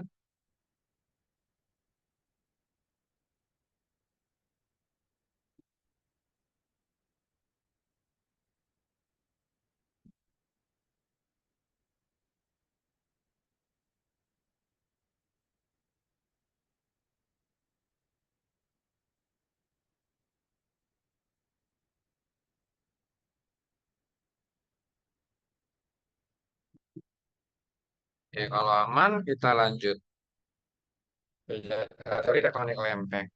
Nah, teori tektonik lempeng ini juga menjadi salah satu pendukung teorinya Wegener ya teman-teman ya, yang mana di teori tektonik lempeng menurut Wegener bahwa si lempeng-lempeng yang ada di permukaan bumi itu dia mengalami pergerakan, yang mana lempeng-lempeng ini mengapung karena digerakkan oleh arus konveksi. Jadi dia mengapung karena digerakkan oleh arus konveksi.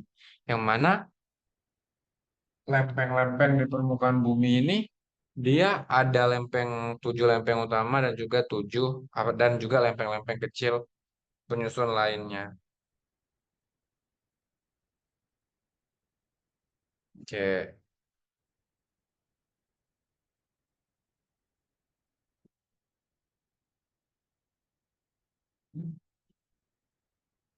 Apa sih tujuh lempeng utama yang ada di dunia gitu ya, teman-teman ya.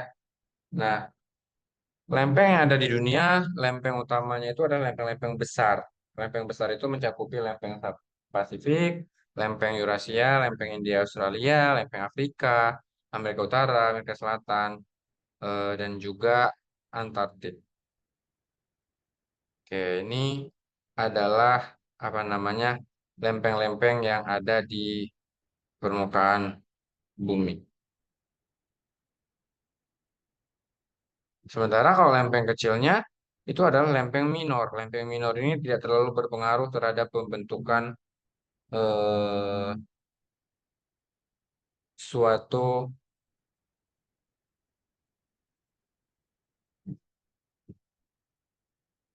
benua gitu ya. Pergerakannya tidak terlalu berpengaruh secara signifikan. Nah, lempeng-lempeng ini teman-teman persebarannya kebanyakan memang berada ditemukan pada wilayah pertemuan lempeng gitu ya. Wilayah pertemuan lempeng itu akan berdampak pada bagaimana nanti hasil-hasilnya. Misalnya kalau misalnya daerah Indonesia itu kan kita tahu itu adalah hasil daripada pertemuan tiga lempeng Pasifik, Indo-Australia dan juga Eurasia. Kemudian lempeng-lempeng ini memiliki pola pergerakan. Ada yang bergerak secara divergen, gitu ya teman-teman ya. Ada yang bergerak secara konvergen dan juga ada yang bergerak secara transform.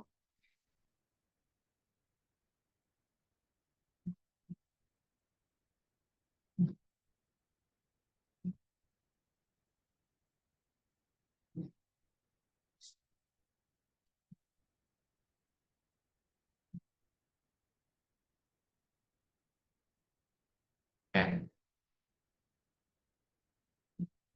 Nah,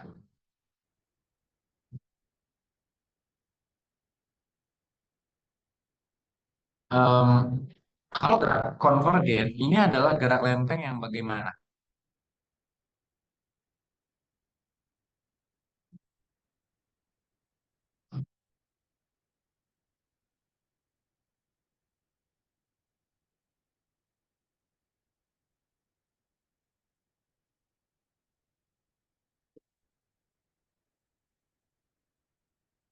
Kalau gerak lempeng, teman-teman, ini adalah gerak konvergen, ini adalah gerak lempeng yang saling gimana? Gerak lempeng yang saling bertabrakannya atau bertuburkan satu sama lain. Sementara kalau divergen ini adalah gerak lempeng secara menjauh. Jadi lempeng yang satu dan lempeng yang lain eh, menjauh gitu ya teman-teman ya. Dan kalau transform ini lempeng yang dia saling bergesekan saja. Nah, lempeng yang saling bergesekan em, gitu ya teman-teman ya, lempeng yang saling bergesekan itu adalah jenis lempeng-lempeng yang mungkin dia tidak terlalu em, pengaruhnya tidak terlalu kuat gitu.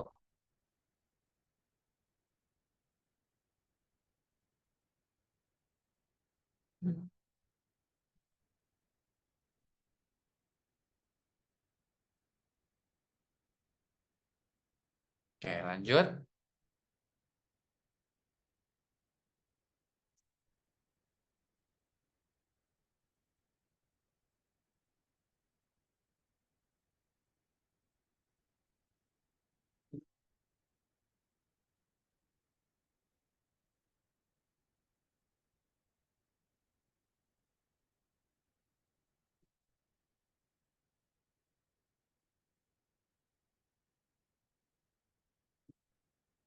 Kita masuk ke gerak divergen dulu. Gerak divergen itu adalah gerak lempeng yang saling menjauh gitu ya teman-teman ya. Ketika lempeng yang satu dan lempeng yang lainnya mencoba menjauh satu sama lain, maka ketika lempengnya saling jauh, ini akan terbentuk pertama kali itu adalah wilayah rekahan, ya, wilayah retakan atau wilayah rekahan gitu ya. Nah, wilayah rekahan atau wilayah retakan ini tentu kan dia secara terus-menerus semakin menjauh-menjauh gitu ya teman-teman ya. Nah, kalau dia makin menjauh, nanti akan terbentuk eh, di sini apa? Yuk, kira-kira terbentuk apa? Setelah terbentuk rekahan, rekahannya makin lebar akan membentuk apa guys?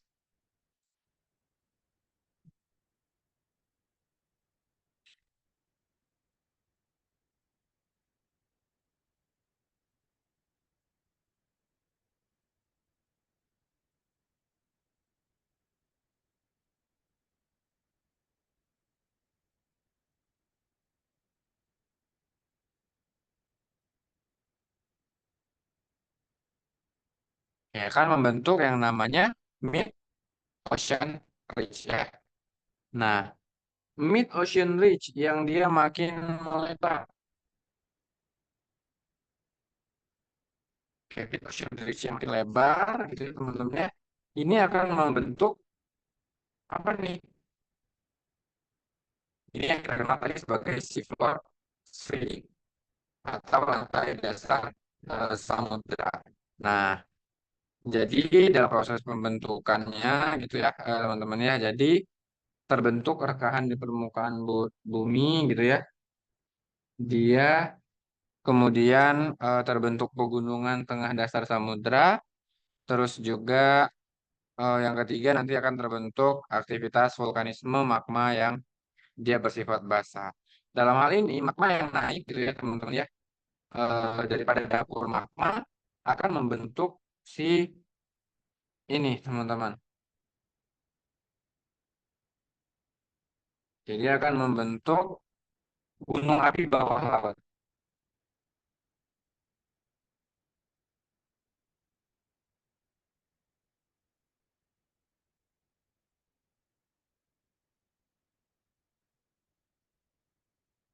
Oke, dia akan membentuk gunung api bawah laut ya.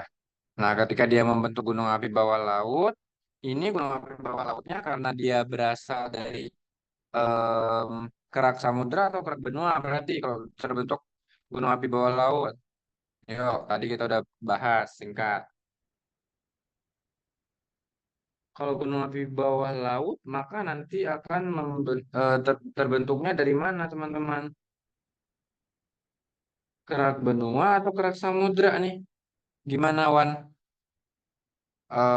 Widya dan juga Rahmat. Kalau misalnya dia gunung apinya adalah gunung api bawah laut, maka dia terbentuknya dari kerak samudra atau kerak benua.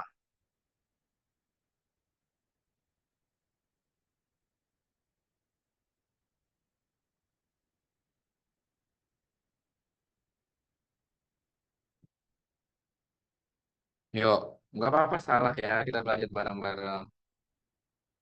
Kalau misalnya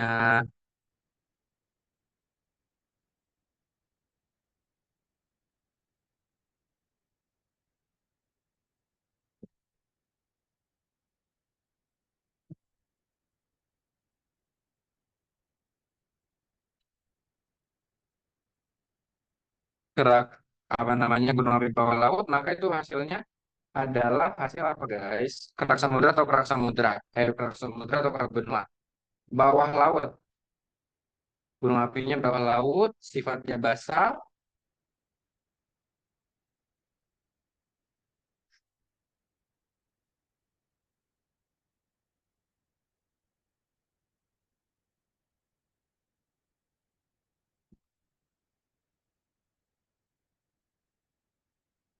Gimana?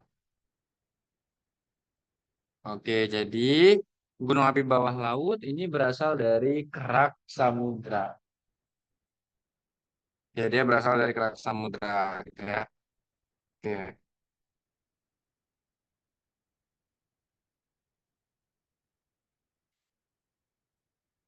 jadi dia berasal dari kerak samudra. Nah, makanya kalau dia berasal dari kerak samudra sifatnya basah. Kenapa? Karena mineral penyusunnya tadi adalah silika. em,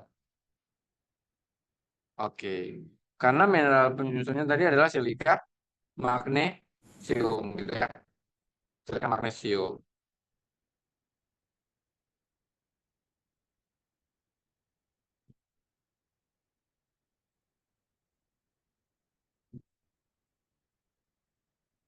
Nah, kalau silika magnesium, teman-teman,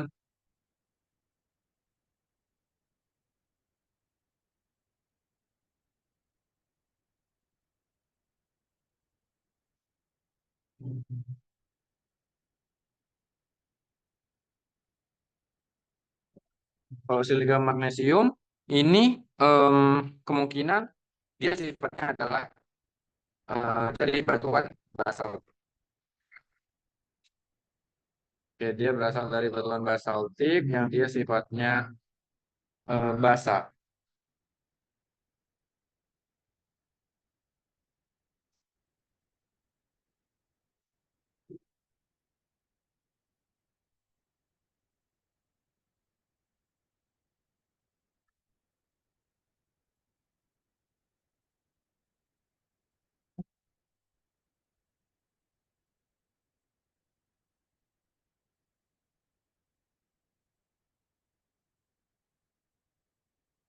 Oke.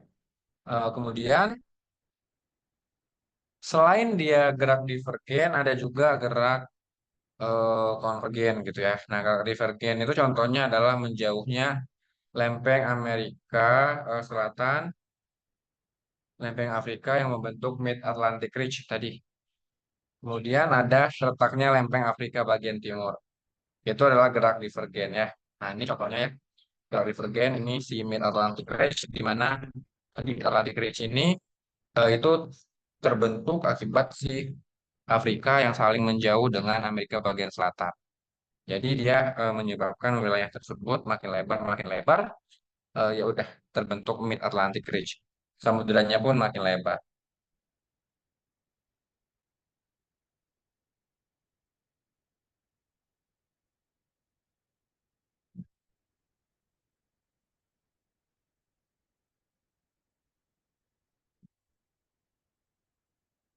Oke, kemudian em, ini adalah salah satu bentuk daripada kerak samudera yang dia saling menjauh satu sama lain.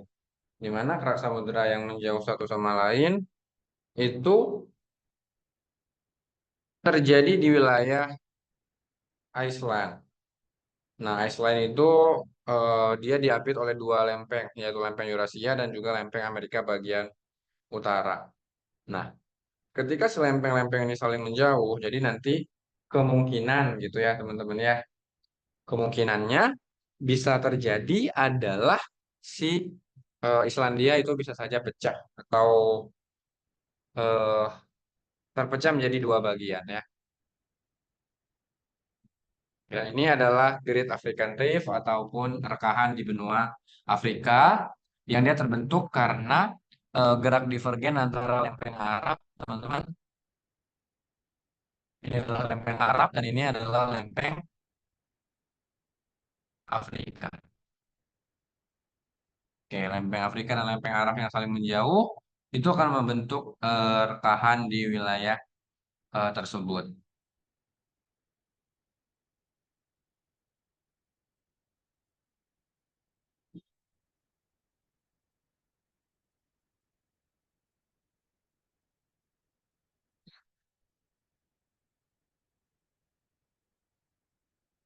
Oke, gerak divergen ada yang mau ditanya dulu sebelum kita ke konvergen.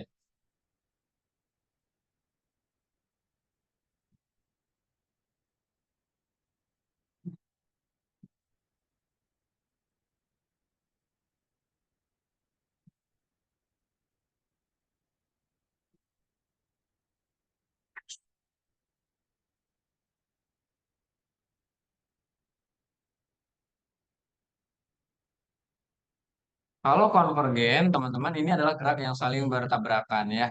Kayak gerak yang saling bertabrakan itu dia ada tiga eh, polanya.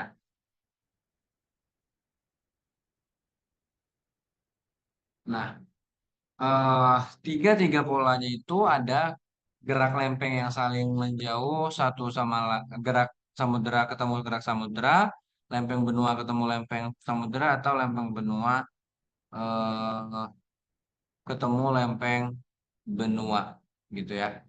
Nah, kita bahas yang ini dulu.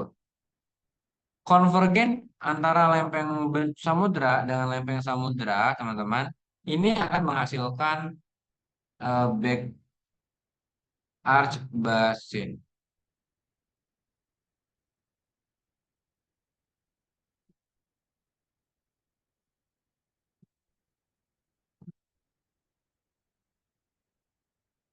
Oke, dia akan membentuk back arch basin, kemudian akan membentuk volcanic arch, membentuk trench atau laut, apa namanya palung gitu ya.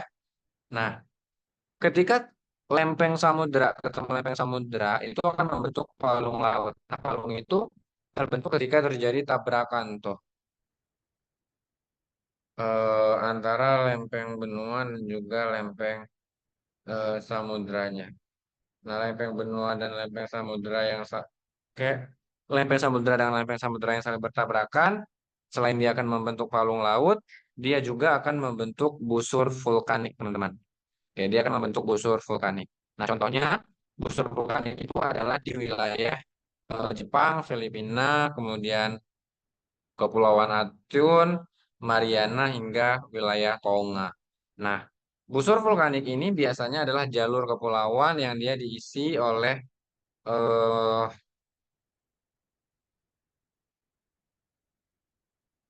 banyak jalur gunung api di dalamnya gitu ya. Oke, ini adalah zonanya. Kemudian ada konvergen ocean dan kontinen. Kalau konvergen ocean dan kontinen atau kerak samudra yang bertabrakan dengan kerak benua, ini disebut sebagai zona subduksi. Ya, zona subduksi itu adalah zona tabrakan lempengnya, gitu ya. Zona subduksi itu adalah zona tabrakan lempengnya yang dia akan menghasilkan karakteristik yang lainnya juga.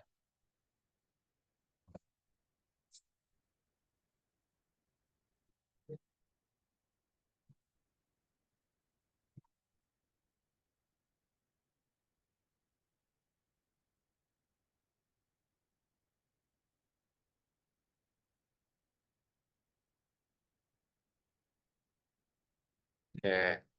Eh, Zona subduksi itu akan menghasilkan yang pertama di daerah pertemuannya itu akan menghasilkan palung laut, teman-teman. Jadi palung laut itu juga bisa terbentuk di antara zona subduksi. Kemudian akan terbentuk juga eh, batuan bancuh. Batuan bancuh itu adalah bantuan hasil pencampuran daripada batuan sedimen, batuan metamorf maupun batuan beku yang dia teranjak atau menujam ke atas akibat gerak lempeng yang saling bertabrakan. Oke, sama akan membentuk zona subduksi ya. Ya, akibat tumbukannya juga itu akan membentuk magmatic arch sehingga wilayah pada magmatic arch ini kaya akan gunung api. Dia akan banyak gunung api terbentuk di wilayah ini. Kenapa bisa terbentuk gunung api? Nah, gunung api itu bisa terbentuk karena adanya magma yang naik ke permukaan gitu ya teman-teman ya. Magma yang naik ke permukaan itu akan membentuk jalur pegunungan.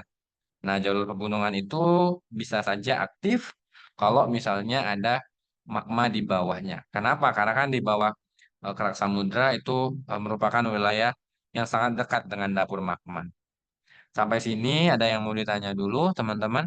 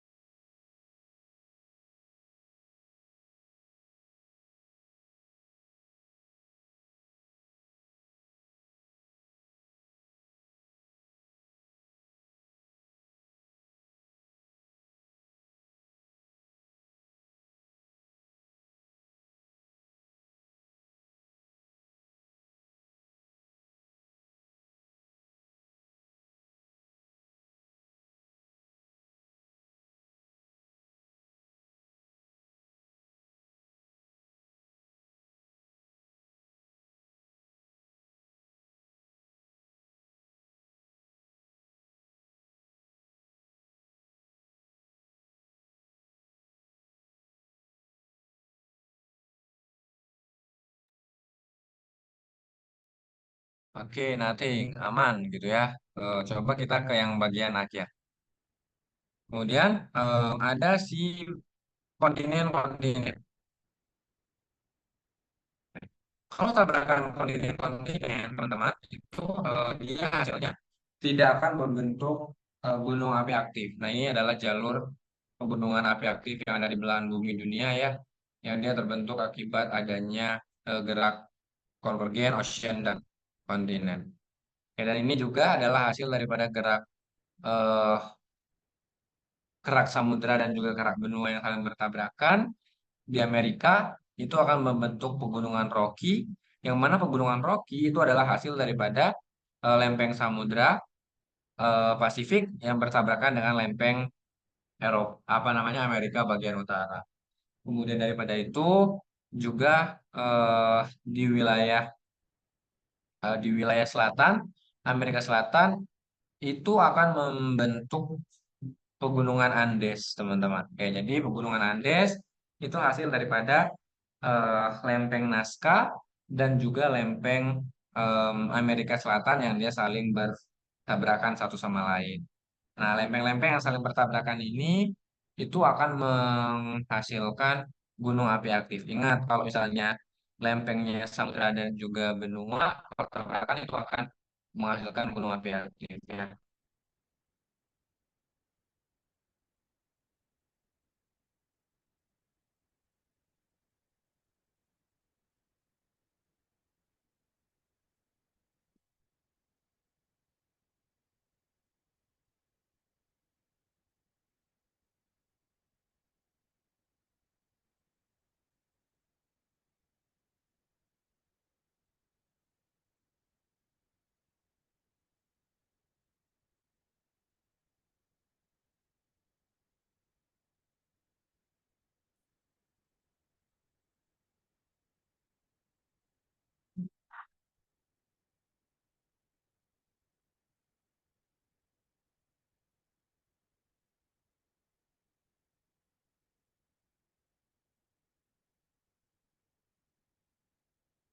Oke. Kemudian ada gerak yang dia tabrakan antara kontinen dan kontinen. Kalau lempeng benua tabrakan dengan lempeng benua, itu kan dia tidak akan membentuk jalur gunung api gitu ya teman-teman ya. Tetapi dia akan membentuk gimana?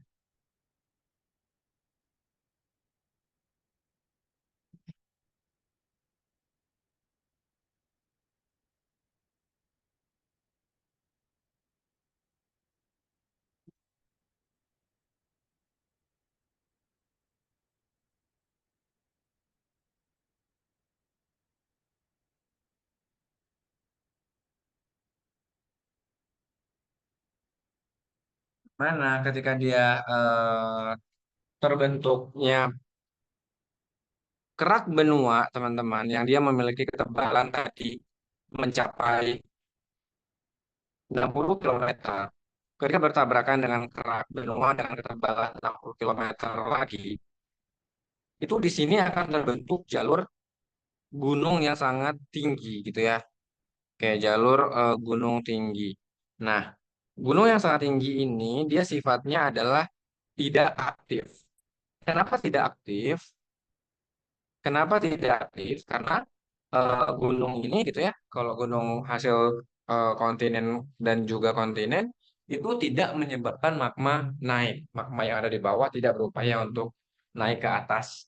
Contohnya apa teman-teman? Hasil daripada ini yang dia saling bertabrakan antara kerak benua dan kerak benua. Contoh pegunungannya apa? Yang dia merupakan pegunungan tidak aktif.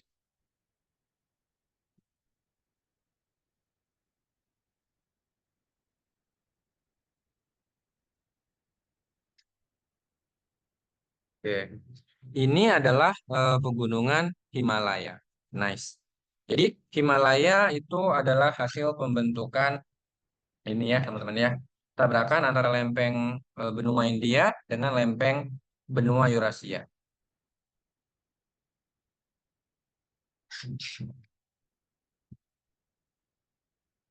Jadi pegunungan Himalaya itu adalah pegunungan eh, hasil daripada tabrakan India, lempeng India ketemu dengan lempeng Eurasia, yang dua-duanya adalah lempeng benua. Kita lempeng India, lempeng benua, dan juga lempeng Eurasia juga adalah lempeng benua.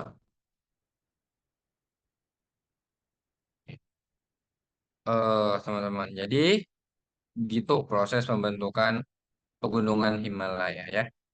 Sampai di sini apakah ada pertanyaan? Ada sesuatu yang ingin ditanyakan?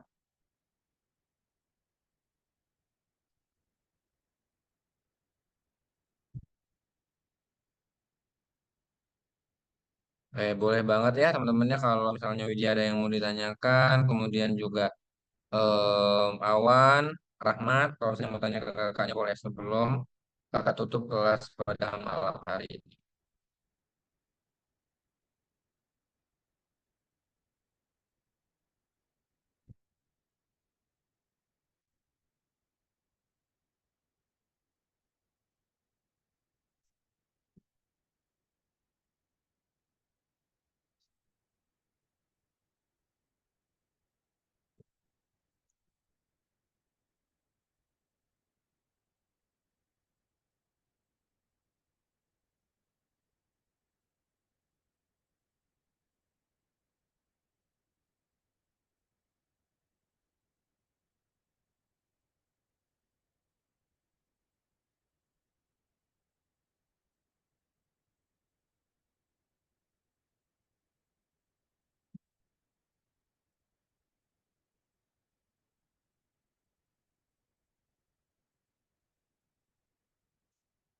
Oke.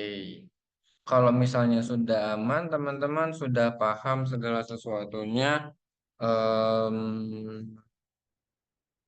jadi mungkin kalau tutup kelas hari ini,